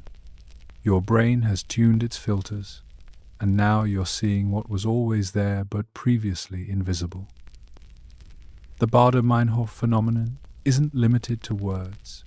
It happens with anything that suddenly becomes relevant to you. You're thinking about buying a specific model of car, and suddenly you see that car everywhere. You're pregnant, and suddenly everyone around you seems to be pregnant too. You learn about a rare disease, and then you hear 3 different people mention it within a week. The pattern repeats across every domain of life because the underlying mechanism, selective attention plus confirmation bias, is universal. From an evolutionary perspective, this makes a lot of sense. Your brain needs to prioritize information that's relevant to your current goals and circumstances. If you're learning to hunt, you need to notice animal tracks. If you're foraging, you need to notice edible plants. If you're navigating social hierarchies, you need to notice status signals. Your brain can't afford to give equal attention to everything, so it highlights what matters right now. And what matters is usually what's new, what's recent, what's connected to your current objectives. The Baader-Meinhof phenomenon is just this ancient prioritization system running in a modern context where the threats aren't predators and the resources aren't berries, but the mechanism is exactly the same. Here's where it gets interesting for understanding your own mind. The Baader-Meinhof phenomenon reveals how much of your reality is constructed by your attention. You like to think you're perceiving the world objectively, that you're seeing what's actually there, but you're not. You're seeing what your brain has decided is worth showing you. 2 people can be in the same environment, exposed to the same information, and have completely different experiences because their brains are filtering differently. One person notices all the dogs. Another notices all the architecture. Another notices all the conversations. And each person would swear that their version, the dogs or the buildings or the conversations, is what's really prominent in that environment. This also explains why certain topics seem to cluster in your life. You have a conversation about a specific author, and then 3 people recommend their books to you in the same week. You watch a documentary about space, and suddenly space-related content is everywhere. It's not synchronicity. It's not the universe responding to your thoughts. It's your RAS, adjusting its filters based on recent inputs, making you hyper-aware of patterns that were always present but previously ignored. The Baader-Meinhof phenomenon can be useful. It helps you learn. When you're trying to acquire new knowledge, having your brain automatically highlight related information in your environment accelerates the learning process. You absorb more, you make more connections, you integrate the new information faster because your attention is focused on it. But it can also be misleading. It can make you think patterns are more significant than they are. It can make coincidences feel meaningful. It can make you believe in trends that don't actually exist. So how do you work with this instead of being fooled by it? First, recognize when it's happening. When you notice yourself seeing something everywhere, ask, is this actually more frequent, or am I just paying more attention? Second, deliberately check for disconfirming evidence. Count the times you don't see the pattern. Notice what you're not noticing. Third, understand that your perception is always filtered. You're never seeing objective reality. You're seeing reality as constructed by your brain's priorities, biases, and attention filters. And that's okay. That's how brains work. You just need to stay aware of it. The Baader-Meinhof phenomenon is a reminder that your brain is not a passive recorder of experience. It's an active interpreter, constantly making decisions about what to show you and what to hide. And those decisions are based on what your brain thinks is relevant, important, or useful right now. Sometimes it's right, sometimes it's wrong, but it's always filtering, always selecting, always constructing your reality from the overwhelming chaos of raw sensory data. Next, we're flipping the script and talking about the opposite of déjà vu, when something you know intimately suddenly feels completely alien and unfamiliar. You're driving home from work. It's a route you've taken hundreds, maybe thousands of times. The same turns, the same landmarks, the same streets. You could do it with your eyes closed, though please don't. And then, halfway through, something shifts. The road looks wrong. The buildings look unfamiliar. You know you're on the right route.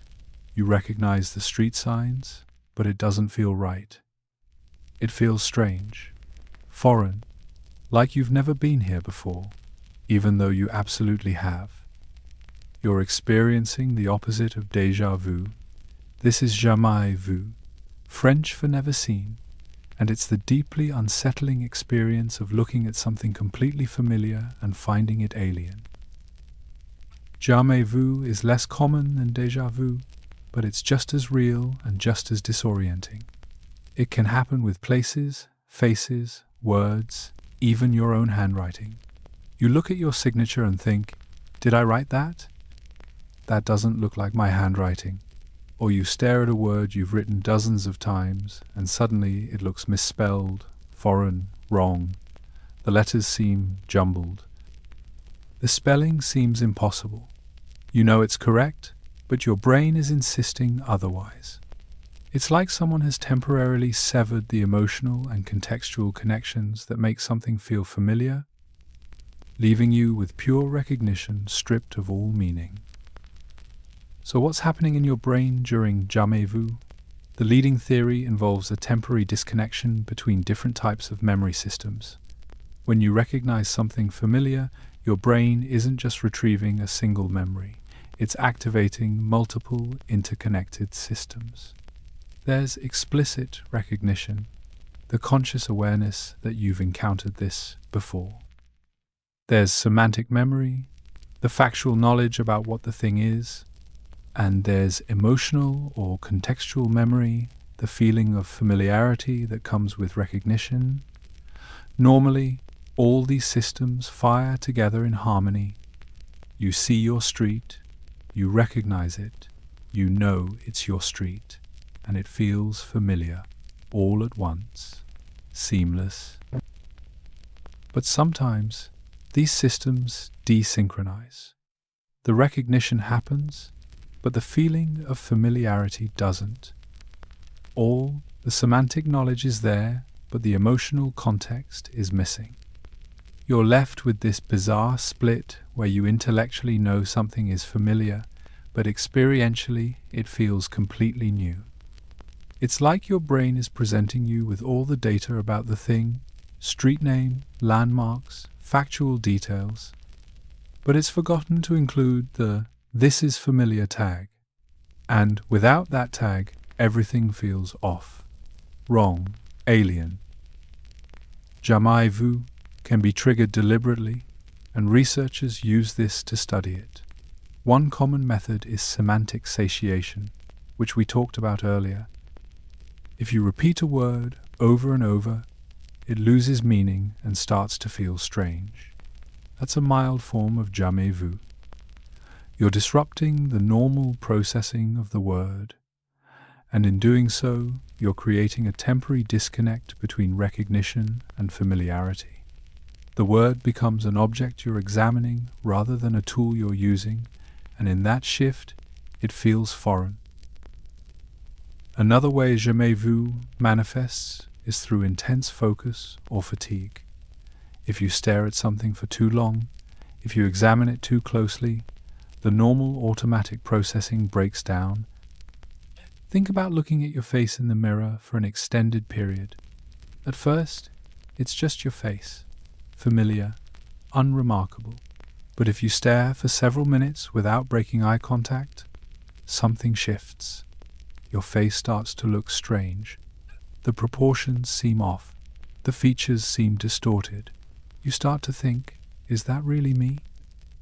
This is your brain, overwhelmed by sustained attention, temporarily losing its grip on the familiarity signal. Jamais vu is also more common when you're exhausted, stressed, or sleep-deprived. Why? Because the neural synchronization required to maintain that feeling of familiarity takes energy. When your brain is running on fumes, when your cognitive resources are depleted, the connections between recognition and emotional context become weaker. The systems start operating independently. You can recognize something without feeling like you recognize it, and the result is that eerie sense of unfamiliarity in the face of the known. From a neurological perspective, jamais vu seems to involve the temporal lobe, the same region implicated in déjà vu. But where déjà vu might involve a false signal of familiarity, jamais vu involves the absence of that signal when it should be there. The hippocampus retrieves the memory, the cortex processes the information, but somewhere in the pathway, the emotional resonance, the sense of this is mine, this is known, doesn't activate. You're left holding the facts without the feeling. Some researchers believe jamais vu is related to a phenomenon called neural adaptation or habituation. When you encounter the same stimulus repeatedly, the neurons responsible for processing it become less responsive. This is normally a good thing. It allows your brain to conserve energy by reducing its response to predictable, unchanging inputs. But sometimes the adaptation goes too far. The neurons become so habituated that they stop generating the familiarity signal altogether. The stimulus is still recognized, but it's processed as if it's novel because the usual markers of familiarity have been suppressed. Jamais vu can also occur in clinical contexts. People with certain types of epilepsy, particularly temporal lobe epilepsy, report experiencing jamais vu during or before seizures. The abnormal electrical activity in the temporal lobe disrupts normal memory processing, and familiar environments or people suddenly feel alien. Similarly, some people with migraine auras report jamais vu as part of the constellation of perceptual disturbances that precede a headache. The visual system is misfiring, and along with visual distortions, the sense of familiarity gets disrupted. But for most people, jamais vu is a brief, transient experience with no medical significance. It lasts a few seconds to a few minutes, and then it passes. The feeling of familiarity returns. The street becomes your street again. The word becomes just a word. Your handwriting becomes yours. The neural systems resynchronize, and everything snaps back into place. You're left with the memory of having experienced something strange, but the strangeness itself is gone. What makes jamais vu so unsettling is that it challenges your sense of continuity and identity. Familiarity is one of the ways you navigate the world. It tells you what's safe, what's yours, what belongs in your life. When that sense of familiarity disappears, even temporarily, it creates a kind of existential vertigo. You're standing in your own life, looking at your own things, and feeling like a stranger. It's disorienting, it's unmooring, and it reminds you how much of your experience depends on your brain maintaining these invisible emotional tags that tell you what's known and what's not. Interestingly, jamais vu can sometimes be a positive experience. Some people report feeling a sense of wonder or rediscovery when something familiar suddenly seems new. You look at your partner's face and see them as if for the first time. You walk through your neighborhood and notice details you've been ignoring for years. The loss of familiarity can strip away the automatic, habitual processing and force you to actually see what's in front of you. It's like getting a brief vacation from your own expectations and assumptions. But more often, it's just unsettling. You want the familiarity back. You want things to feel normal again. And the good news is, they will. Jamais vu is temporary. Your brain will recalibrate. The emotional context will reconnect with the recognition, and everything will feel familiar again, exactly as it should. In the meantime, if you find yourself experiencing jamais vu, remind yourself that it's just a glitch. Your brain systems are temporarily out of sync, but they'll realign. The strangeness will pass, and you'll be left with a story about the time your own life felt like someone else's. Now, let's shift gears and talk about what happens when your brain can't stop replaying the same patterns over and over, even when you're trying to sleep. You've been playing Tetris for 3 hours, or maybe it's Candy Crush or Sudoku, or you've been stacking boxes at work, organizing inventory, doing anything repetitive and pattern-based for an extended period. You finally stop. You close your eyes, and immediately you see it. The blocks are still falling. The patterns are still shifting. The shapes are still rotating in your mind's eye. You're not playing the game anymore, but your brain hasn't gotten the memo. The patterns keep looping. This is the Tetris effect. And it's your brain's way of trying to master a skill by replaying it obsessively, even when you desperately wish it would stop. The Tetris effect gets its name from a study done in the early 2000s, where researchers had people play Tetris for extended periods and then tracked what happened. Afterward, almost everyone reported seeing Tetris blocks in their mind's eye, especially when they closed their eyes or tried to fall asleep. But the phenomenon isn't limited to Tetris. It happens with any repetitive visual or cognitive task. Gamers see the mechanics of whatever game they've been playing. Retail workers see themselves scanning items at the register. Medical students see anatomical diagrams. If you've spent enough time doing something repetitive, your brain will replay it later, whether you want it to or not. So what's happening here? This is your brain consolidating procedural memory, which is the type of memory involved in learning skills and patterns. Procedural memory is different from declarative memory, which is the memory of facts and events. When you learn to ride a bike, play an instrument, or stack boxes efficiently, that's procedural memory.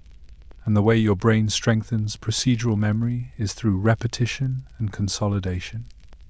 You practice something during the day, and then at night, during sleep, your brain replays the activity to reinforce the neural pathways involved. This replay happens primarily during the transition from wakefulness to sleep in a state called the hypnagogic phase, and also during certain stages of sleep itself. Your brain is essentially running simulations. It's reactivating the same neural circuits that were active during the task, firing them in the same patterns, strengthening the connections. This is how skills get encoded. This is how you go from awkwardly fumbling with a task to performing it smoothly and automatically. Your brain needs to practice, and it does that practice offline, replaying the patterns over and over until they're ingrained. The Tetris effect is most noticeable during the hypnagogic phase because you're partially conscious, you're aware of the imagery, you can see the blocks falling, feel yourself rotating them, even though you're not actually playing.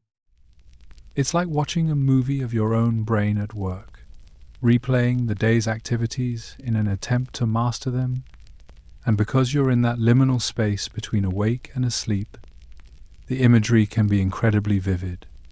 Sometimes it's just visual. Sometimes it's kinesthetic. You feel your fingers twitching as if you're still holding the controller or moving the mouse.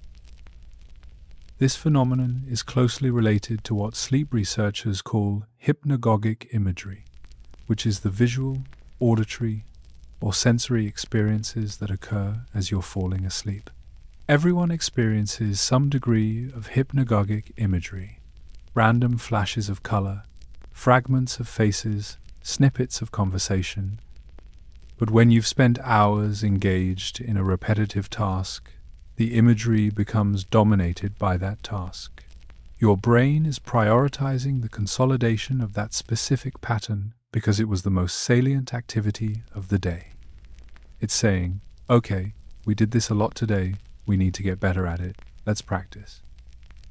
The Tetris effect is more intense when the task is new or challenging. If you've been playing Tetris for years, your brain doesn't need to practice as much. The skill is already consolidated. But if you just learn the game, or if you're trying to improve your speed, or if you're tackling a new level of difficulty, your brain ramps up the consolidation process. The replays become more frequent, more vivid, more persistent. You can't escape the falling blocks because your brain is determined to turn you into a Tetris master, whether you asked for it or not. Interestingly, the Tetris effect doesn't just replay the task exactly as it happened. Sometimes your brain creates variations. You see patterns that didn't actually occur. You solve problems in new ways.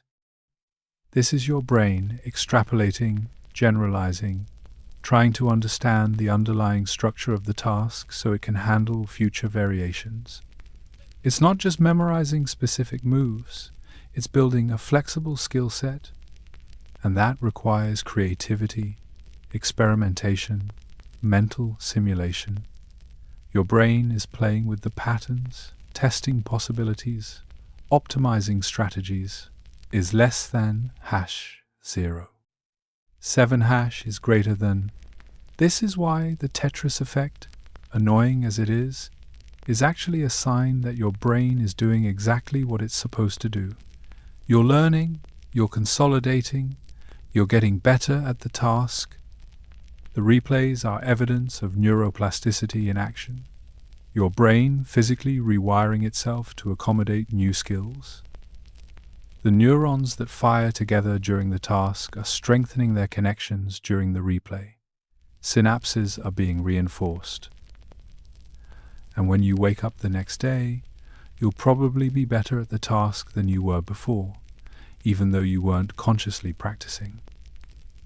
The Tetris effect can also show up in dreams. People who've spent hours on a repetitive task often dream about it, or at least dream in patterns influenced by it. Tetris players dream of falling blocks, chess players dream of moving pieces, surgeons dream of procedures. The content of your dreams reflects the content of your waking life, and when one activity dominates your waking hours, it dominates your dreams too. Your brain is integrating the task into its broader understanding of the world, connecting it to other memories, emotions, and experiences. From an evolutionary perspective, this makes perfect sense. Repetitive tasks are often survival critical. Hunting requires repetitive tracking and aiming. Foraging requires repetitive identification of plants. Toolmaking requires repetitive motions. Your brain evolved to get really, really good at tasks you practice frequently because those tasks are probably important. The fact that modern humans are applying this ancient learning mechanism to video games and spreadsheets is just a quirk of living in a world where survival doesn't depend on throwing spears, but the mechanism itself is unchanged. So how do you stop seeing Tetris blocks when you close your eyes? The honest answer is, you mostly can't. Not immediately. The consolidation process needs to happen. Your brain needs to finish its work, but the effect does fade. As the skill becomes more automatic, as your brain completes the consolidation, the replays become less frequent and less intrusive. Eventually, you can play Tetris without seeing it all night. The neural pathways are established, the learning is complete. Your brain moves on to other priorities. There are a few strategies that might help reduce the intensity of the Tetris effect.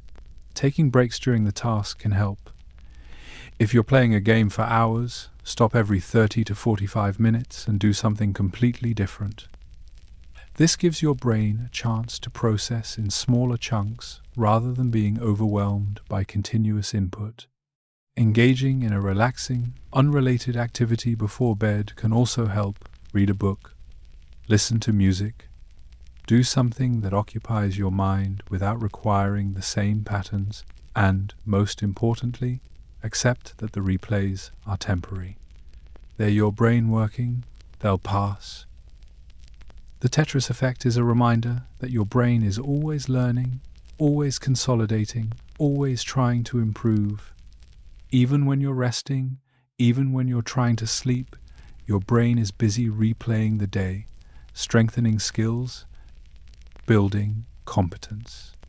It's relentless, it's tireless, and sometimes it's incredibly annoying, but it's also proof that you're not static. You're constantly evolving, constantly adapting, constantly becoming better at whatever you choose to practice. Now, speaking of things your brain does that feel intrusive and unwanted, let's talk about those sudden, disturbing thoughts that pop into your head out of nowhere and make you question your own sanity. You're standing on the edge of a cliff, looking out at a beautiful view. The sun is setting, the air is cool, everything is peaceful. And then, out of nowhere, a thought appears. What if I just jumped? Not because you want to, not because you're suicidal, not because anything is wrong, just a sudden, intrusive thought. What if? Or you're holding a baby, and a thought flashes through your mind. What if I drop this? Or you're driving, and your brain whispers, what if I just swerved into oncoming traffic? These thoughts are shocking. They're disturbing. They feel wrong. And yet, they're completely normal. Welcome to intrusive thoughts, one of the most unsettling brain glitches you can experience, and one that almost everyone has but nobody talks about. Intrusive thoughts are unwanted, involuntary thoughts, images, or urges that pop into your consciousness without warning. They're often violent, taboo, or dangerous. Thoughts about harming yourself or others. Thoughts about doing something socially unacceptable. Thoughts about disasters or catastrophes. They're not reflections of your desires. They're not hidden wishes. They're not signs that you're a bad person or that you're losing your mind. They're just noise. Random firing of neurons. Your brain throwing out scenarios, testing boundaries, running simulations of things you would never, ever actually do, is less than #0. 7# is greater than. The specific type of intrusive thought we're talking about, the one where you're standing somewhere high and think about jumping, has a name. It's called l'appel du vide, French for the call of the void. And research suggests that somewhere between 30 and 50% of people have experienced it at least once. You're not suicidal, you don't want to jump, but the thought appears anyway, and with it comes a wave of confusion, fear, and sometimes a weird flutter of adrenaline. What was that? Why did I think that? Am I okay? So why does your brain do this? One theory is that intrusive thoughts are your brain's way of assessing risk. You're standing on a cliff. Your brain recognizes that this is a dangerous situation. Falling would be bad, so your brain runs a simulation. What if I fell? What would happen? It's not suggesting that you jump. It's reminding you that jumping is possible, and therefore you need to be careful. It's a safety check. A hyperactive survival mechanism saying, hey, we're near danger, let's make sure we're aware of all the ways this could go wrong. This ties into how your brain processes threats.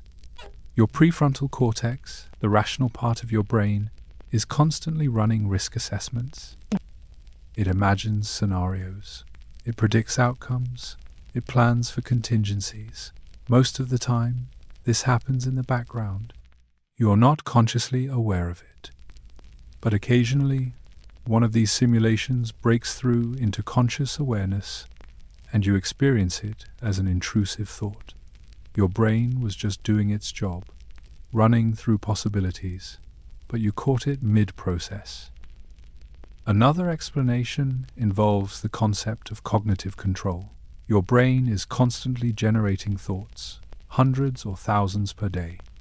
Most of them are mundane, some of them are bizarre, some of them are disturbing. Normally, your brain filters these thoughts before they reach conscious awareness. You have mental gatekeepers that say, nope, that thought is irrelevant or inappropriate. We're not going to pay attention to that. But sometimes the gatekeepers fail. A disturbing thought slips through. And because it's so shocking, so contrary to your values and intentions, you notice it immediately. You fixate on it. And the more you fixate, the more distressing it becomes. Intrusive thoughts are more common when you're anxious, stressed, or sleep-deprived. Why? Because anxiety weakens your cognitive control. When your brain is already in a heightened state of alert, when it's scanning for threats, it generates more danger-related thoughts. And when you're exhausted, your mental filters are less effective. Thoughts that would normally be caught and dismissed before reaching consciousness slip through more easily. You're left with a higher volume of intrusive thoughts and less ability to brush them off. Here's the critical thing to understand. Having an intrusive thought does not mean you want to act on it. In fact, the opposite is often true.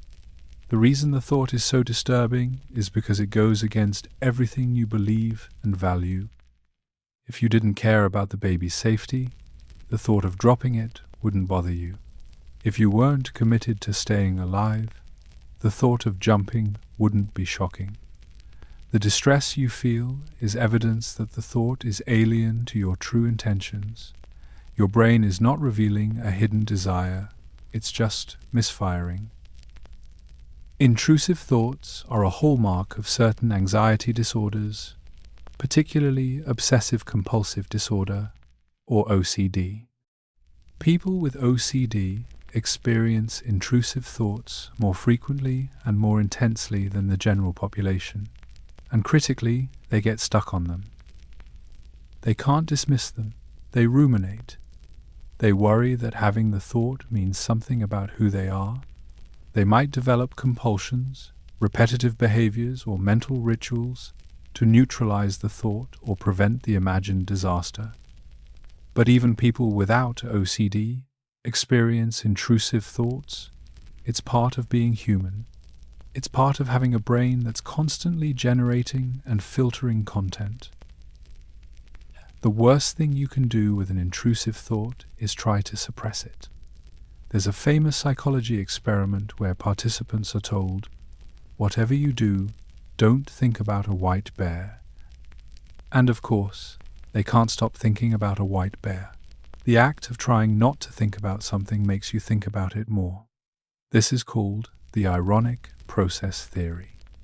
When you try to suppress a thought, part of your brain has to monitor for that thought to make sure you're not thinking it.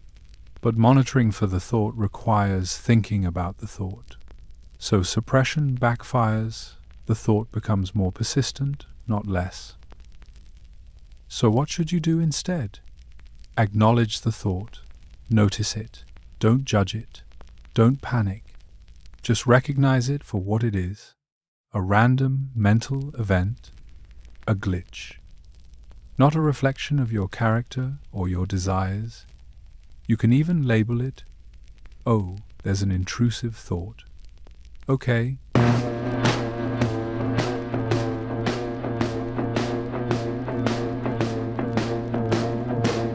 Moving on, treat it like a cloud passing through the sky. It's there, and then it's gone. The less emotional weight you give it, the less power it has. The more you react with fear or shame, the more your brain tags it as important and keeps bringing it back. Intrusive thoughts can also involve taboo subjects, sexual thoughts, blasphemous thoughts, socially inappropriate thoughts. These are especially distressing because they feel so contrary to your identity. But again, the content of the thought doesn't mean anything. Your brain generates all kinds of content. Some of it is useful, some of it is nonsense, some of it is disturbing. It's all just data. What matters is what you do with it. And if you're distressed by the thought, if you have no intention of acting on it, then you're fine. The thought is not you, it's just something your brain produced. From an evolutionary standpoint, intrusive thoughts might have served a protective function. If you're constantly imagining worst-case scenarios, you're more likely to avoid danger. If your brain occasionally throws out the thought, "What if a predator is hiding there?" you're more likely to stay vigilant. Better to have 1,000 false alarms than to miss one real threat. Your brain errs on the side of caution, and intrusive thoughts are part of that cautious, threat-scanning machinery. They're annoying, they're unsettling. Here's the reassuring part. Intrusive thoughts are not predictive of behavior. People who have thoughts about harming others are not more likely to actually harm others. In fact, studies show the opposite. The distress you feel about the thought is a sign of strong moral and behavioral control. You're not going to act on it. The thought is upsetting precisely because it conflicts with your values. If anything, intrusive thoughts are a sign that your brain is working to protect you and others by constantly assessing risk and reinforcing boundaries. So the next time a disturbing thought pops into your head, remember, you're not broken, you're not dangerous, you're not losing your mind, you're just human. Your brain is running its endless simulations, testing scenarios, generating content. And occasionally, something bizarre or disturbing breaks through. Acknowledge it, let it pass. Don't give it more power than it deserves. It's just a thought, and thoughts, no matter how shocking, are just electrical impulses in your brain. They don't define you. They don't control you. They're just noise. Now, let's move on to a different kind of mental mix-up. When you think an old memory is a brand new idea, you have a brilliant idea. It comes to you suddenly, fully formed, like a gift from the universe. Maybe it's a story concept, a melody, a business plan, a clever solution to a problem. You're excited. You start developing it. You tell people about it, and then someone says, "Wait, didn't you read that in a book last year?" Or, "Isn't that the plot of that movie we watched together?" And you stop, because they're right. You did read it. You did see it. But somehow, your brain filed it away, erased the source, and then served it back to you months or years later as if it were an original creation. This is cryptomnesia, and it's one of the most embarrassing brain glitches you can experience, especially if you've already claimed the idea as your own. Cryptomnesia literally means hidden memory. It's a memory error where you recall something you previously learned or experienced, but you forget that you learned it from an external source. Instead, your brain presents it as something new, something original, something you came up with yourself. It's not intentional plagiarism. It's not deliberate theft. It's an honest mistake. Your memory is there, intact, but the metadata, the information about where and when you acquired it, is missing. The content survived. The context didn't. To understand cryptomnesia, we need to talk about source monitoring, which is your brain's ability to distinguish between different sources of information. When you remember something, you're not just retrieving the content of the memory. You're also retrieving information about where it came from. Did you read it? Hear it? Experience it yourself? Dream it?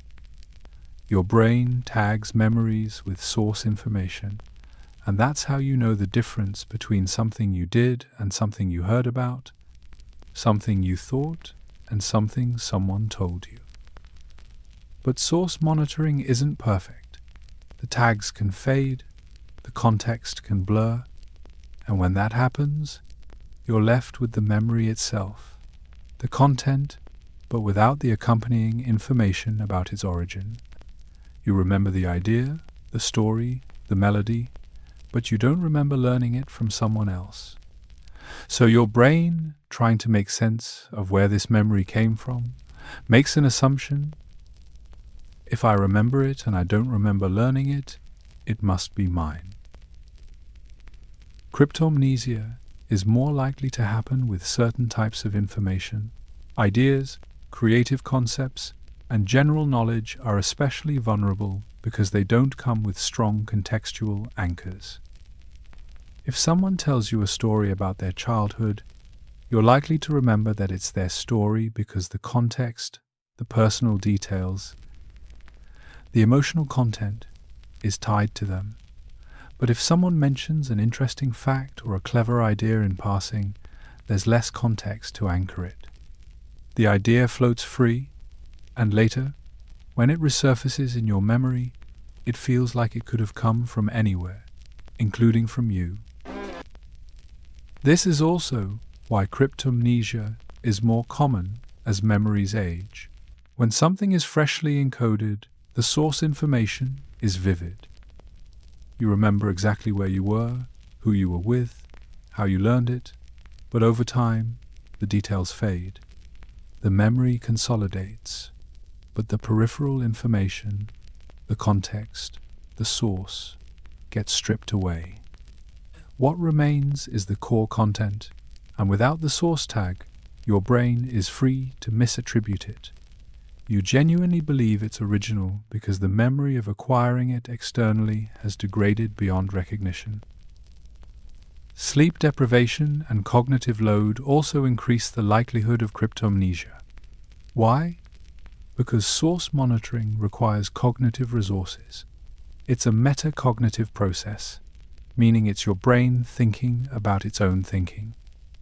And when you're exhausted or overwhelmed, you have fewer resources available for these higher-order processes. Your brain focuses on the content, the what, and lets go of the meta-information, the where and when. So if you're running on 4 hours of sleep and juggling a dozen tasks, you're much more likely to misattribute a memory's source.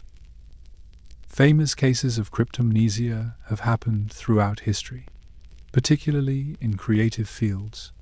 George Harrison's song, My Sweet Lord, was found to have inadvertently copied the melody from He's So Fine by the Chiffons.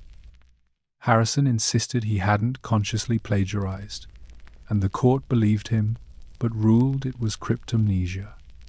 He'd heard the song years earlier, forgotten about it, and then the melody resurfaced in his mind during the songwriting process, feeling original when it wasn't. Helen Keller was accused of plagiarism as a young girl when a story she wrote turned out to be nearly identical to one that had been read to her years before. She had no memory of hearing the original story, She genuinely believed she'd created it. These cases highlight how convincing cryptomnesia can be. You're not lying, you're not being dishonest. You genuinely experience the idea as original. The memory feels like it came from within you, not from an external source, because the source information is gone, and that's what makes it so dangerous. You can, with complete sincerity, claim credit for something that isn't yours, and you won't know you're wrong until someone points out the real source. Cryptomnesia also has implications for how we think about creativity and originality. Every idea you have is built on ideas you've encountered before.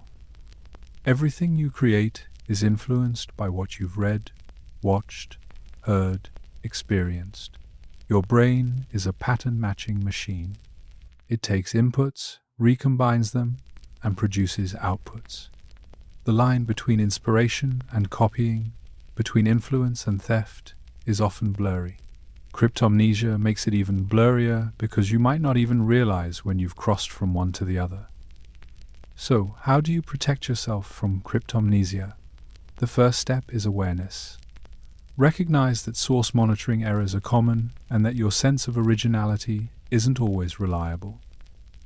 If you have what feels like a brilliant original idea, pause. Ask yourself, where might this have come from? Have I read something similar? Heard something like this? The more you question your own certainty, the less likely you are to fall into cryptomnesia's trap. Second, when you're learning or consuming information, be deliberate about noting sources. If someone tells you an interesting idea, write down who said it. If you read something compelling, bookmark it. Create external records so you're not relying solely on your memory's fragile source tags. Third, give yourself time. If you have an idea, sit with it for a while before sharing it or developing it. Sometimes the source will resurface on its own. You'll remember, oh wait, I read about this in that article. The memory was there. It just needed time to bubble up. And fourth, be gracious if someone points out that your idea isn't original. Cryptomnesia isn't a character flaw. It's not evidence of dishonesty. It's just how memory works. Acknowledge it. Correct the attribution. Move on. Cryptomnesia also highlights the constructed nature of memory. We like to think of memory as a recording, a faithful reproduction of past events. But it's not. Memory is reconstruction. Every time you recall something, your brain is piecing it together from fragments, filling in gaps, making inferences, and in that reconstruction process, details get lost, altered, or misattributed. The content might be accurate, but the context is flexible. Your brain prioritizes the what over the where, and as a result, the origins of your knowledge become increasingly uncertain over time. From an evolutionary perspective, this makes sense. Your ancestors didn't need to remember where every piece of information came from. They needed to remember the information itself. If you learn that a particular plant is poisonous, it doesn't matter whether you learned it from your mother, your neighbor, or through personal experience. The critical information is the plant is poisonous, don't eat it. The source is secondary. So, your brain evolved to prioritize content over context, and cryptomnesia is the price we pay for that efficiency. But in modern life, where intellectual property matters, where credit and attribution are important, cryptomnesia can cause real problems. It can damage relationships. It can lead to accusations of plagiarism. It can undermine your credibility. So it's worth being vigilant. It's worth double-checking. It's worth accepting that your memory, as reliable as it usually is not infallible. And when in doubt, err on the side of humility. Acknowledge influences. Give credit generously. Assume that most of what feels original probably has roots in something you encountered before. Cryptomnesia is a humbling reminder that your mind is not a sealed, independent system. Everything in there came from somewhere. Every thought is a remix. And sometimes the remix is so good, so seamless, that you forget it's not entirely yours. That's not failure. That's just how brains work. Now, let's talk about a much more modern glitch.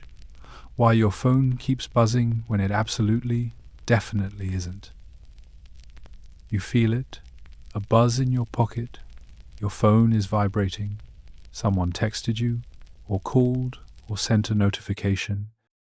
You reach for your phone, pull it out, check the screen. Nothing. No notifications, no messages, no missed calls. Your phone has been silent the entire time. But you felt it. You're sure you felt it. You put the phone back in your pocket, and 5 minutes later, it happens again. Another phantom buzz, another false alarm. This is phantom vibration syndrome, and it's one of the most distinctly modern brain glitches you can experience. Your brain, desperately trying to adapt to a world of constant connectivity, is now hallucinating notifications that don't exist. Phantom vibrations are incredibly common. Studies suggest that anywhere from 60 to 90% of smartphone users have experienced them. That's not a fringe phenomenon, that's nearly universal, and it makes sense when you think about how much time you spend with your phone. It's in your pocket, or your hand, or within arm's reach for most of your waking hours. It vibrates dozens, sometimes hundreds of times per day. Your brain has learned to recognize that specific sensation, that specific pattern of vibration, and it's become hypervigilant. It's watching for it, waiting for it, and sometimes it thinks it detects it when it's not actually there. This is a type of tactile hallucination, which is a sensory experience that occurs without an actual external stimulus. Your brain is generating the sensation internally, not receiving it from the outside world. And the reason it happens is because your brain is a prediction machine. It doesn't passively wait for sensory input. It actively predicts what's about to happen based on patterns it's learned. When you've trained your brain to expect your phone to vibrate frequently, it starts anticipating those vibrations. And occasionally, the anticipation is so strong that your brain generates the sensation preemptively. You feel the buzz before it happens, except it's not going to happen because there's no actual notification. Your brain just guessed wrong. Let's talk about how this works neurologically. Your somatosensory cortex is the part of your brain that processes touch. It's constantly receiving signals from receptors in your skin, interpreting pressure, texture, temperature, vibration. But it doesn't process these signals in isolation. It combines them with expectations, context, and prior experience. If you're in a situation where you're expecting a certain sensation, your brain primes the somatosensory cortex to be especially sensitive to that sensation. It lowers the threshold for activation. So when something even remotely similar occurs, a muscle twitch, a shift in fabric, a random nerve firing, your brain interprets it as the expected sensation, phone vibration. This is similar to how you might hear your name being called in a crowded room when nobody actually said it.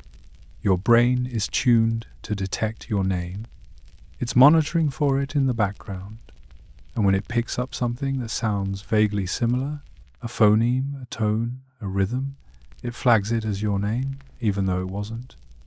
False positive. Phantom vibration works the same way. Your brain is tuned to detect phone vibrations. It's monitoring constantly. And when it picks up a signal that might be a vibration, even a very weak or ambiguous signal, It reports it as a phone buzz. Phantom vibrations are more common in certain situations. If you're anxious or stressed, if you're expecting an important message, if you're in a high-pressure work environment where missing a notification could have consequences, your brain becomes even more hypervigilant. The threshold for detecting a vibration drops even lower. You're on high alert, and your somatosensory cortex is firing off false alarms left and right. Every little sensation becomes a potential notification. This is your brain trying to protect you from missing something important, but the cost is a constant stream of phantom buzzes.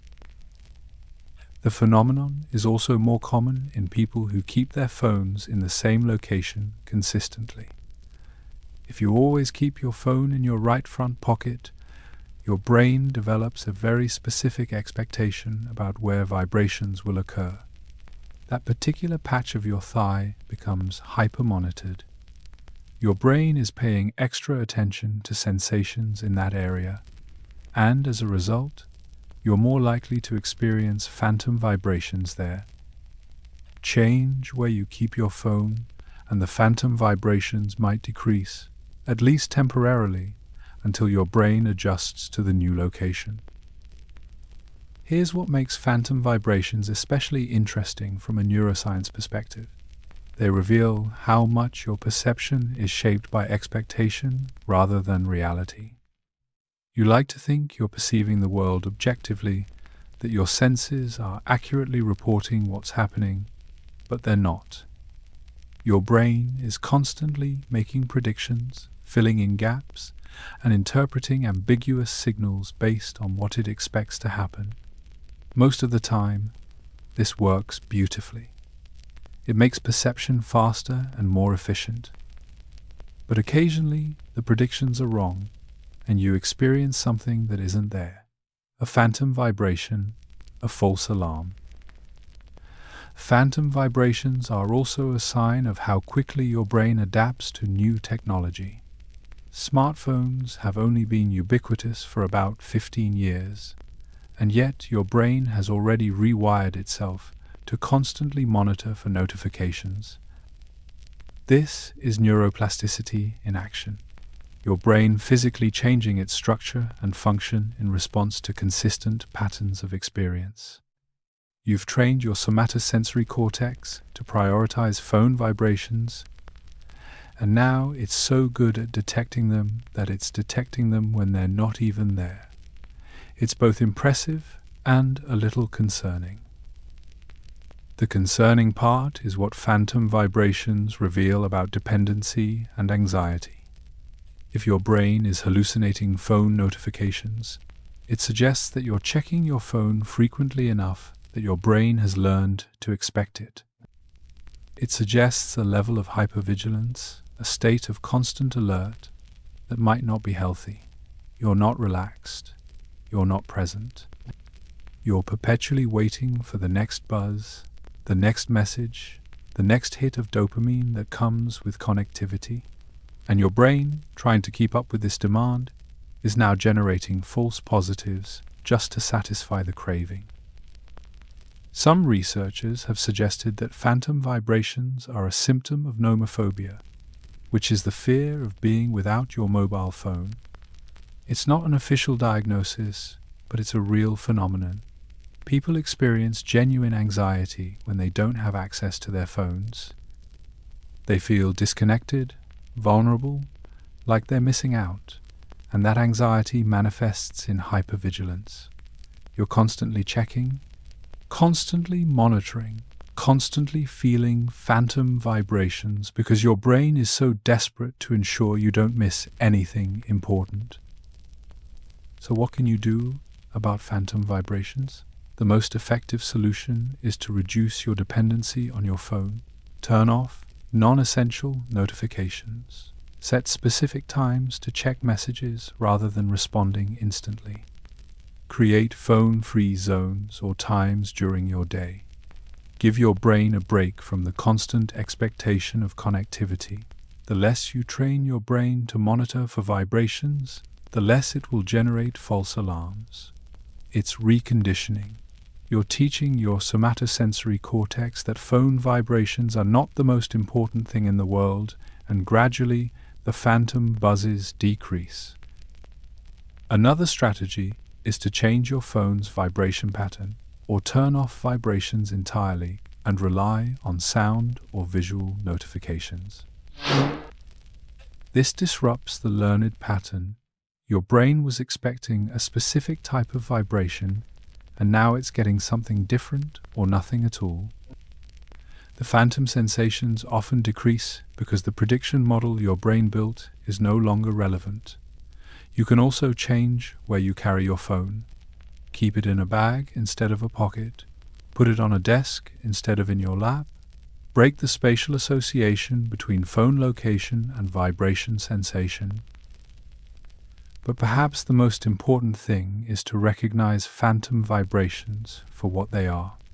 A sign that your relationship with your phone might be affecting your neurological functioning.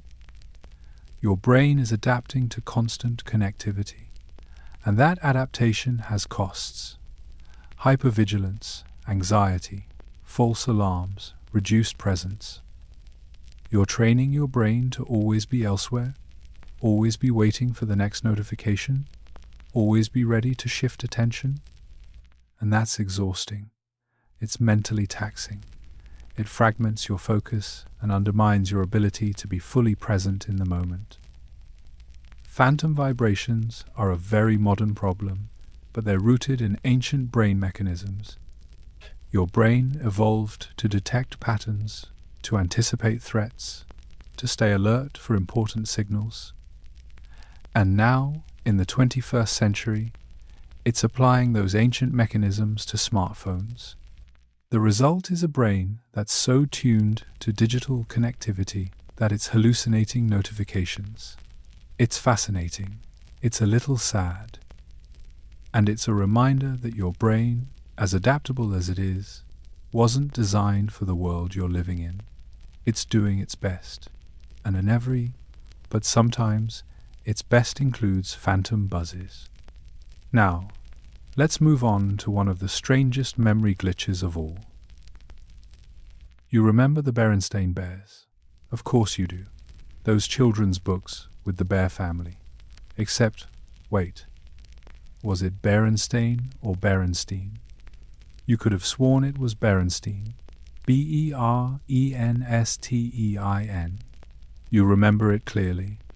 But you look it up, and no, it's Berenstain. Berenstain.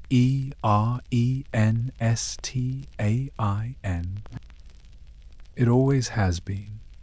Or what about the Monopoly Man? You can picture him perfectly. Top hat, monocle, mustache. Except he doesn't have a monocle. He never did. But you remember it. Thousands of people remember it. Entire groups of people share the same false memory, convinced they're right, only to discover that reality disagrees. This is the Mandela effect, and it's one of the most unsettling brain glitches because it's not just you, it's collective, it's shared, and it makes you question whether your memory has ever been reliable at all. The term Mandela effect comes from a woman named Fiona Broome who, in 2010, realized she had a clear memory of Nelson Mandela dying in prison in the 1980s.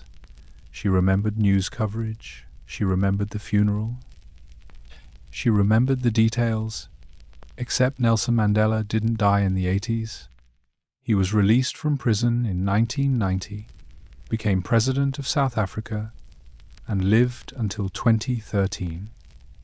Broome discovered that she wasn't alone. Many other people shared the same false memory, and thus the Mandela effect was named. A collective false memory, a shared misremembering, a glitch in the matrix, or so some people like to believe. But let's be clear, the Mandela effect is not evidence of alternate realities or parallel universes or time travel. It's evidence of how memory works, or more accurately, how memory fails. And understanding why it happens reveals something fundamental about the nature of memory itself. Your memory is not a recording.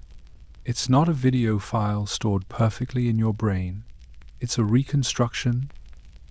Every time you remember something, your brain is piecing it together from fragments, filling in gaps, making inferences, creating a coherent narrative from incomplete data.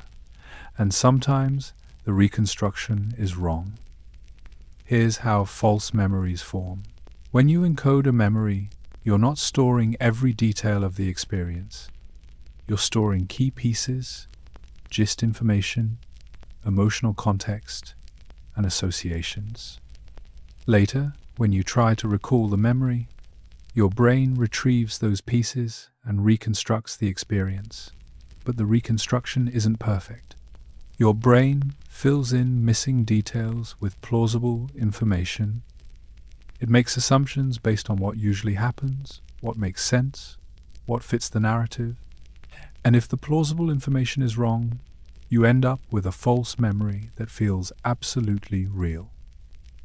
The Mandela effect happens when the same false reconstruction occurs across many people. Why would multiple people make the same error? Because we're all working with similar schemas, mental frameworks that shape how we interpret and remember information. If something fits a common schema, even if it's wrong, many people will reconstruct the memory in the same incorrect way. The Monopoly Man has a monocle in many people's memories because rich, top-hatted men in old cartoons and media often have monocles. It's a visual stereotype. Mr. Peanut has a monocle. The Monopoly Man looks like he should have one too. So your brain, reconstructing the memory, adds the monocle because it fits the schema, even though it was never there. The Berenstain Bears example works similarly. Berenstain sounds more familiar to English speakers than Berenstain. Names ending in Stein are common. Einstein, Frankenstein, Goldstein. Names ending in Stein are less common. So when you encode the memory as a child, you might misread or mishear it as Berenstain because that's what your brain expects. And then, every time you recall it, you're recalling the false version. The error gets reinforced, it becomes more entrenched. And years later, you're absolutely convinced it was Berenstain because that's the memory you've been accessing and reinforcing all along. This process is called confabulation, and it's a normal part of memory. Your brain doesn't like gaps, it doesn't like uncertainty. So when it's reconstructing a memory and a detail is missing or unclear, it invents something plausible to fill the gap. Usually, the invented detail is close enough to reality that it doesn't matter. But sometimes, it's wrong. And if you never check, if you never compare your memory to reality, you'll never know. You'll go through life confidently remembering something that never happened, and you'll feel certain about it because the memory feels real. Social reinforcement plays a huge role in the Mandela effect. Once someone suggests a false memory, it can spread. You hear someone say, "Remember when the Monopoly Man had a monocle?" And suddenly you're not sure. Did he? You picture him. And because the suggestion is plausible, your brain might reconstruct the image with the monocle included. Now you have a false memory, not from your own experience, but from someone else's suggestion. And when you share that memory with others, you reinforce it for them too. False memories can be contagious. This has serious implications for eyewitness testimony. Memory researchers have shown that eyewitnesses are far less reliable than we'd like to believe.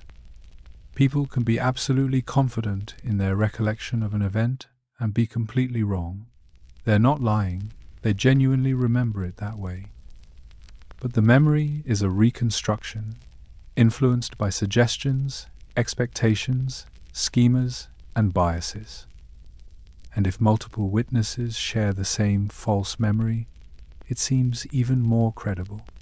But shared certainty doesn't equal accuracy. It just means multiple people made the same reconstruction error.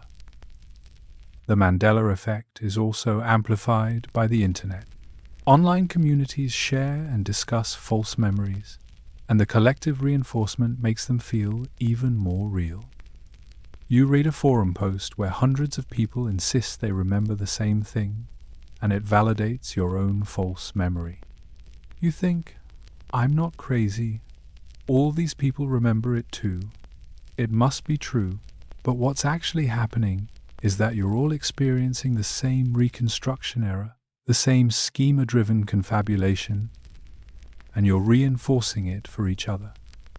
The internet creates echo chambers, not just for opinions, but for false memories.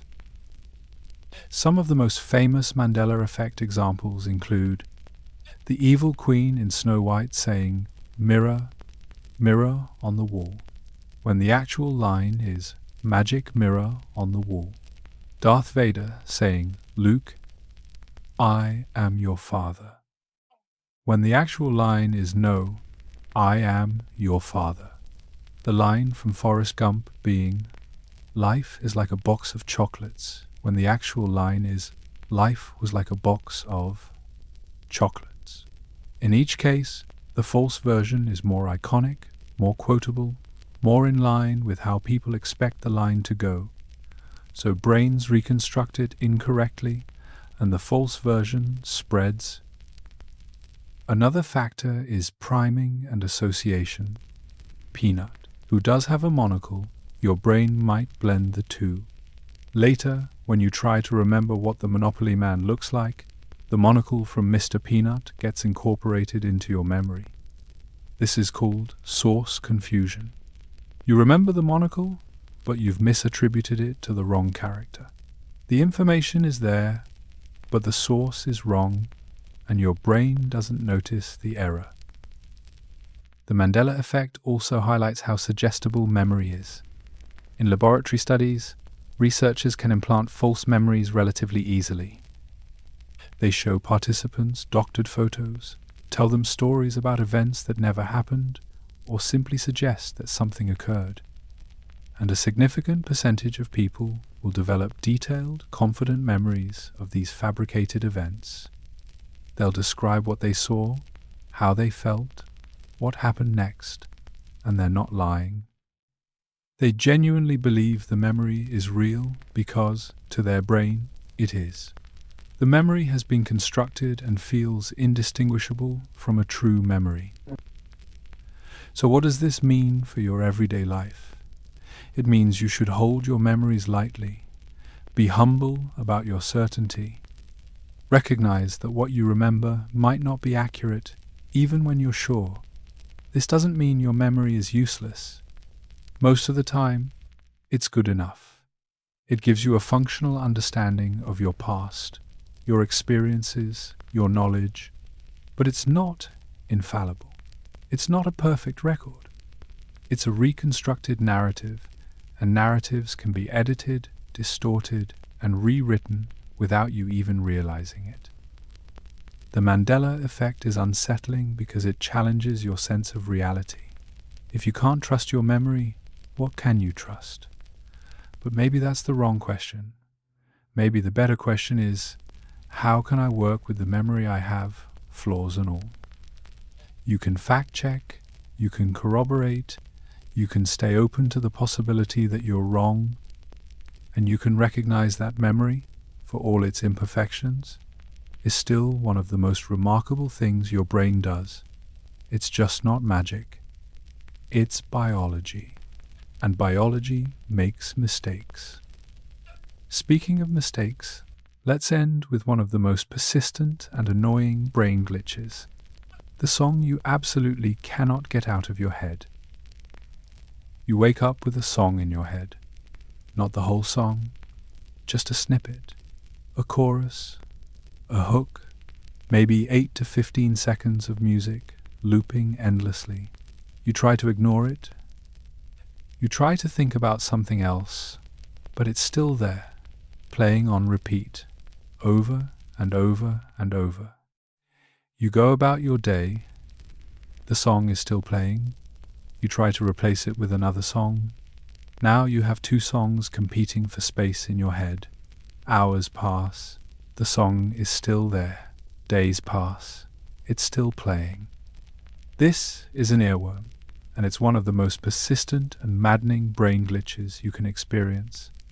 Your auditory cortex has latched onto a piece of music and refuses to let go. Earworms, also called involuntary musical imagery or stuck song syndrome, are incredibly common. Research suggests that 90 to 98% of people experience them regularly. That's essentially everyone. And while they're usually harmless, just annoying, they reveal something fascinating about how your brain processes music and why certain patterns of sound have such a powerful grip on your mind.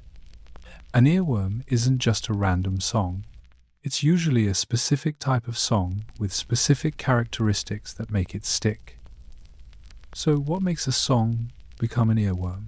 First, repetition.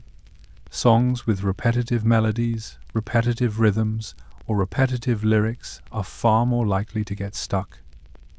Your brain loves patterns, and when a pattern repeats, your brain tries to predict it, complete it, loop it.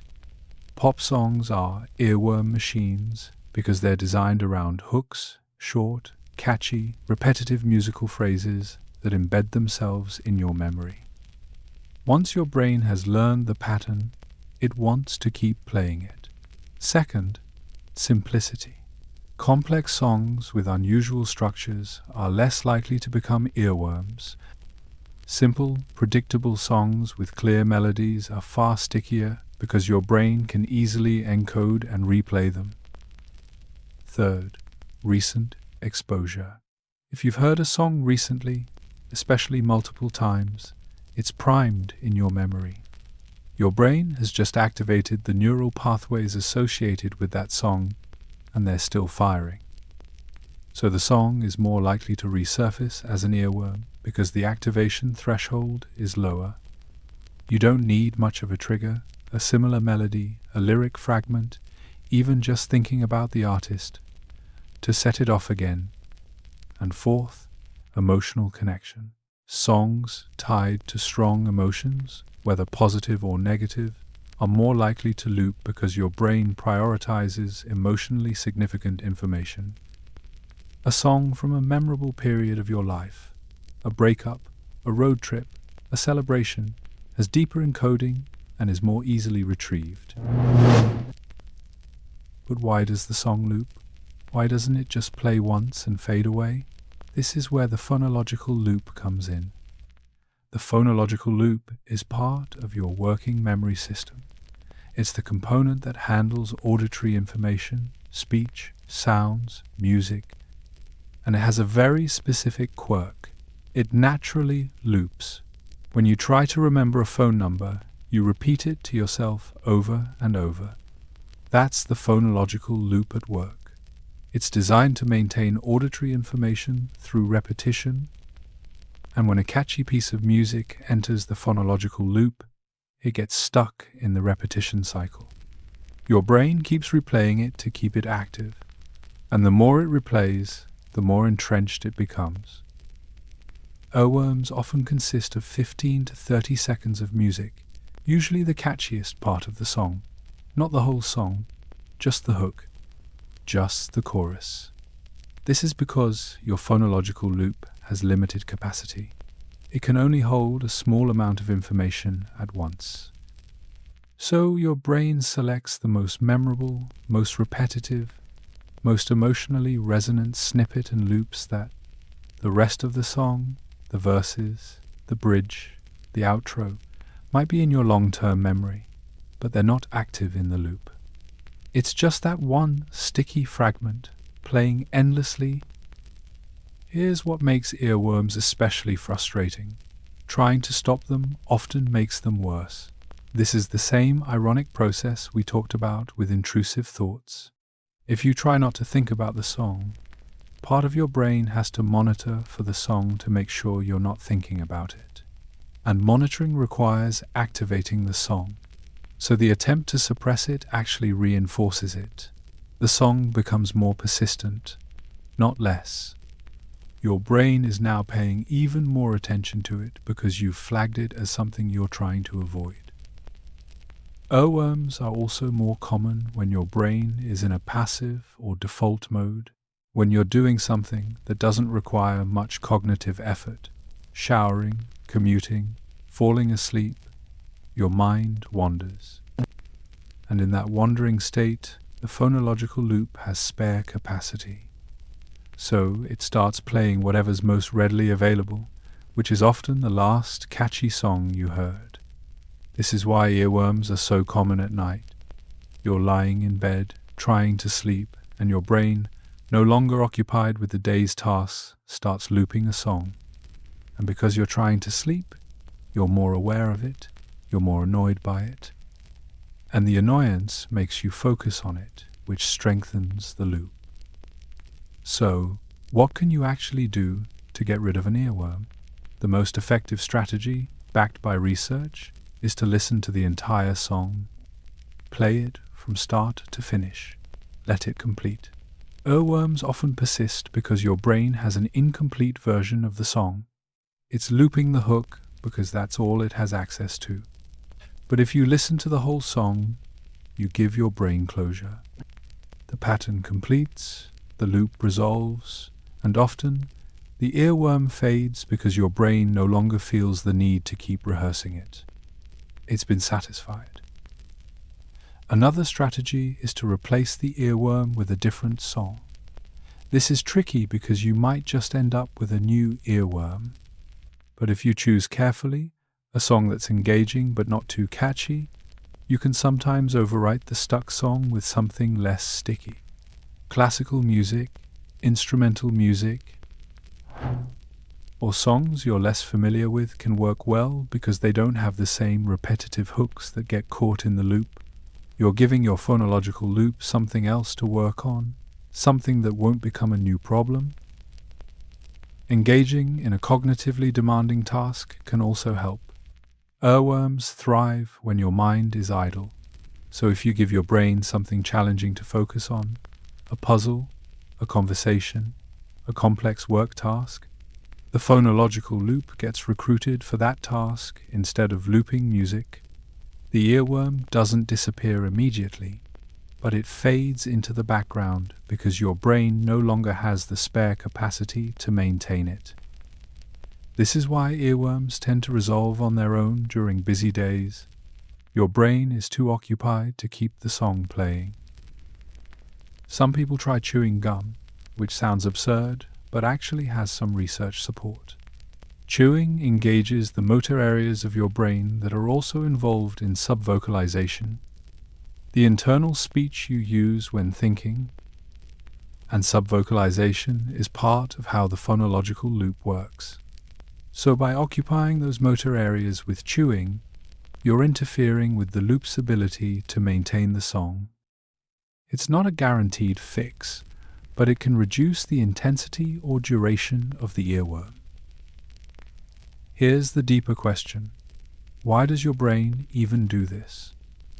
What's the evolutionary advantage of having songs loop endlessly in your head? The honest answer is, there probably isn't one. Earworms are likely a byproduct of systems that evolved for other purposes. Your brain's ability to maintain and rehearse auditory information through the phonological loop is useful for language, for remembering instructions, for communication. The fact that it also latches on to catchy music is just an accidental side effect. Music hijacks the same neural machinery that evolved for survival critical functions, and the result is that Wannabe by the Spice Girls can get stuck in your head for 3 days straight. But maybe earworms serve a small, unintended function. They keep your brain active. They provide a low-level cognitive task when nothing else is demanding attention. And in some cases, they bring comfort or familiarity. A song looping in your head can be annoying, but it can also be a companion, a reminder of something you love, a connection to a memory or an emotion. Not all earworms are unwelcome. Some are just your brain's way of entertaining itself. So the next time a song gets stuck in your head, remember, it's not a malfunction. It's just your phonological loop doing what it does, maintaining patterns, rehearsing information, keeping your auditory cortex engaged. Yes, it's annoying. Yes, it can interfere with sleep, but it's also a testament to how powerful music is, how deeply it embeds itself in your neural architecture, how a few seconds of sound can occupy your consciousness for hours. And if you really need it to stop, listen to the whole song. Give your brain closure, let the pattern complete, and then maybe, just maybe, your mind will finally be quiet. And with that, we've covered every major brain glitch. The jolts, the false memories, the stuck songs, the phantom buzzes, the forgotten words, the faces in the outlets, all of it. Every strange, glitchy, beautifully broken thing your brain does. And here's the truth. None of it means you're broken. These aren't bugs. They're features of an incredibly complex system doing its best to make sense of a chaotic world. Your brain processes millions of pieces of information every second, predicts the future, reconstructs the past, and somehow keeps you alive and functional. The fact that it occasionally misfires, that it sees faces where there aren't any, or loops a song for 3 days straight, isn't evidence of failure. It's evidence of just how hard your brain is working. So be kind to it, be patient with it. And when it glitches, remember, it's just doing its best. Sleep well, and may your brain glitch gently. So here we are. 15 brain glitches, 15 strange, bewildering, sometimes terrifying moments when your brain just stops making sense. We started with the hypnic jerk, that violent lurch that wakes you up just as you're falling asleep. We talked about déjà vu and jamais vu, those eerie distortions of familiarity. We explored the doorway effect, semantic satiation, pareidolia, sleep paralysis. We dove into intrusive thoughts, cryptomnesia, phantom vibrations, the Mandela effect, and earworms. Every glitch, every misfire, every moment when your brain decided to play tricks on you for no apparent reason. And if there's one thing all of these glitches have in common, it's this. They're not mistakes. They're not signs that something is wrong with you. They're evidence of a brain that's working incredibly hard, processing more information than you can possibly imagine, and occasionally getting the wires crossed in the process. Let's put this in perspective. Each neuron can form thousands of connections with other neurons, creating a network of trillions upon trillions of synapses. And all of this is firing constantly, sending electrical signals, releasing neurotransmitters, encoding memories, generating thoughts, regulating your body, keeping you alive. Every second, your brain is processing 11 million bits of sensory information, visual data from your eyes, sounds from your ears, touch, taste, smell, balance, proprioception. Your brain is filtering all of this, deciding what matters, what to show you, what to ignore. And you're only consciously aware of about 40 bits per second. 40 out of 11 million. That's the context for every glitch we've talked about tonight. Your brain is running an impossibly complex operation with limited resources, and it's optimizing constantly. It's taking shortcuts, it's making predictions, it's filling in gaps, it's prioritizing efficiency over perfection. And sometimes, in that process, things go a little sideways.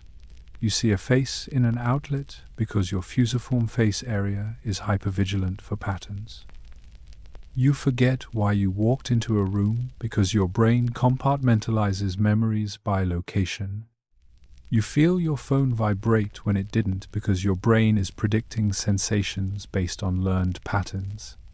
These aren't failures. They're the natural byproducts of a system that's doing an extraordinary job under extraordinary constraints. And here's the beautiful part. Understanding these glitches makes them less unsettling. When you experience a hypnic jerk, you don't have to panic. You know your brain just misinterpreted muscle relaxation as falling.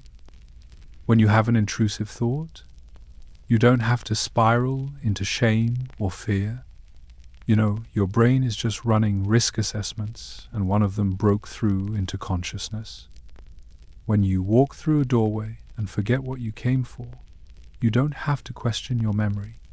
You know, your brain just created an event boundary and temporarily archived the thought.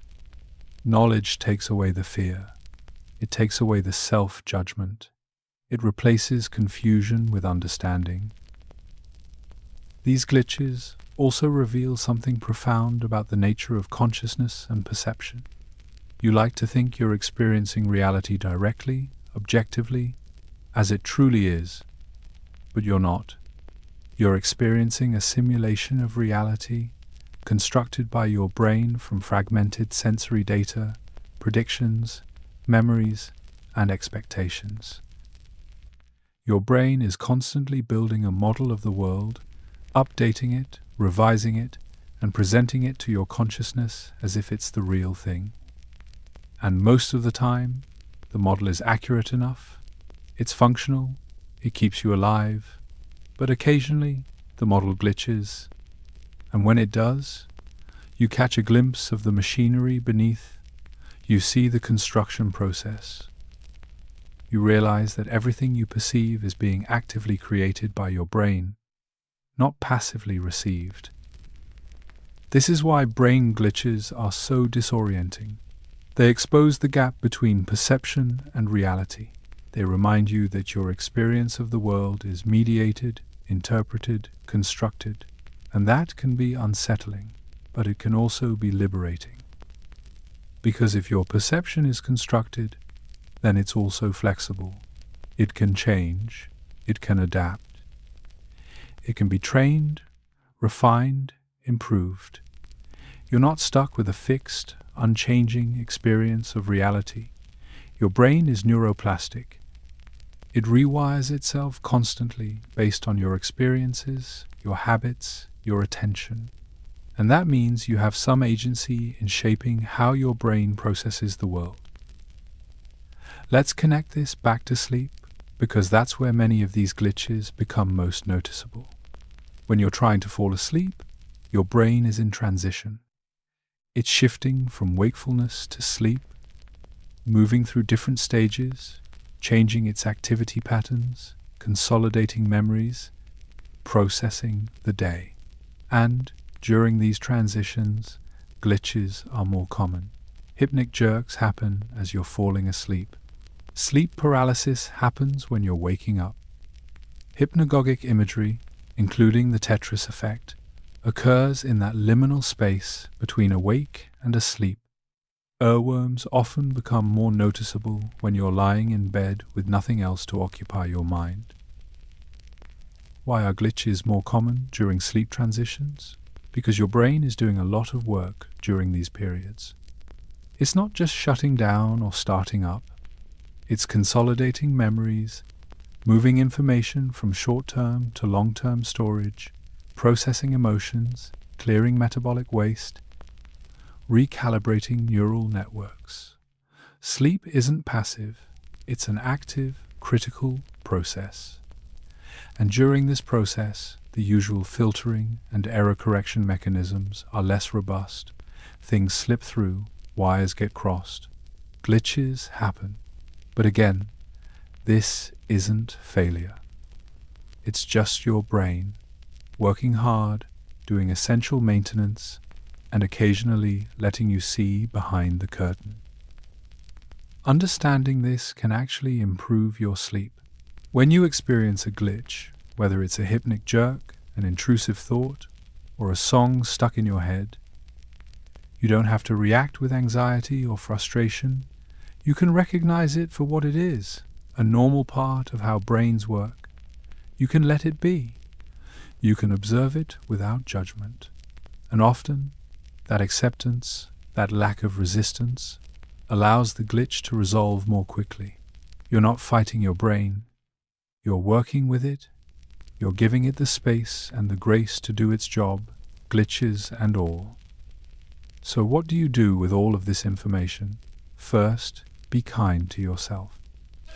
When your brain glitches, and it will, don't interpret it as a personal failing. Don't spiral into worry about your mental health, or your memory, or your sanity.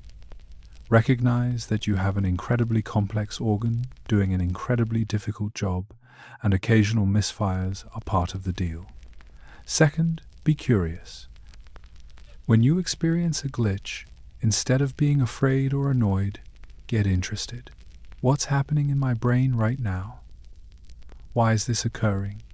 What can this teach me about how my mind works? Curiosity transforms glitches from threats into learning opportunities. Third, take care of your brain. Many of these glitches are more common when you're sleep-deprived, stressed, anxious, or overwhelmed. If you're experiencing them frequently, it might be a sign that your brain needs more support. Prioritize sleep, manage stress, take breaks. Give your brain the rest and the resources it needs to function optimally. And fourth, share this knowledge. Talk about brain glitches with friends, family, colleagues. Normalize them, remove the stigma. When someone says they walked into a room and forgot why, you can say, "Oh yeah, that's the doorway effect." Totally normal. When someone mentions an intrusive thought, you can reassure them that everyone has them and they don't mean anything. Knowledge shared is power multiplied. We started this journey by talking about how your brain processes 11 million bits of information every second and only shows you 40 of them. We end by recognizing that the glitches, the moments when the filtering fails or the predictions are wrong or the wires get crossed, are just proof of how much work your brain is doing. Every glitch is a glimpse into the vast, invisible machinery that keeps you thinking, perceiving, remembering, dreaming, living. And that machinery is extraordinary. Flawed, yes. Imperfect, absolutely. But also resilient, adaptive, and astonishingly powerful. So the next time you jerk awake as you're falling asleep, smile. Your brain just tried to save you from a fall that wasn't happening. The next time you see a face in an electrical outlet, appreciate it. Your brain is keeping you safe by being hypervigilant for faces, even when there aren't any. The next time a song gets stuck in your head, be patient. Your phonological loop is just doing its job, maintaining patterns, keeping your auditory cortex engaged. And the next time you experience any glitch, any strange moment when your brain doesn't quite make sense, remember, you're not broken. You're human. And being human means living with a brain that's beautiful, brilliant, and occasionally delightfully glitchy. If you made it all the way to the end, thank you. Thank you for spending this time with me, for exploring these strange corners of neuroscience, for being curious about your own mind. If you enjoyed this, if it helped you understand yourself a little better, consider liking the video and subscribing for more sleep-friendly science content. And I'd love to know, which brain glitch surprised you the most? Which one do you experience most often? Drop a comment and let me know. I read them all, and I'm genuinely curious about your experiences. And now, it's time to let your glitchy, wonderful brain rest. Close your eyes, let your body relax, let your thoughts drift. And if you jerk awake, if a song starts looping, if an intrusive thought appears, just let it be. Your brain is doing its best. It's working for you, protecting you, trying to make sense of a chaotic world.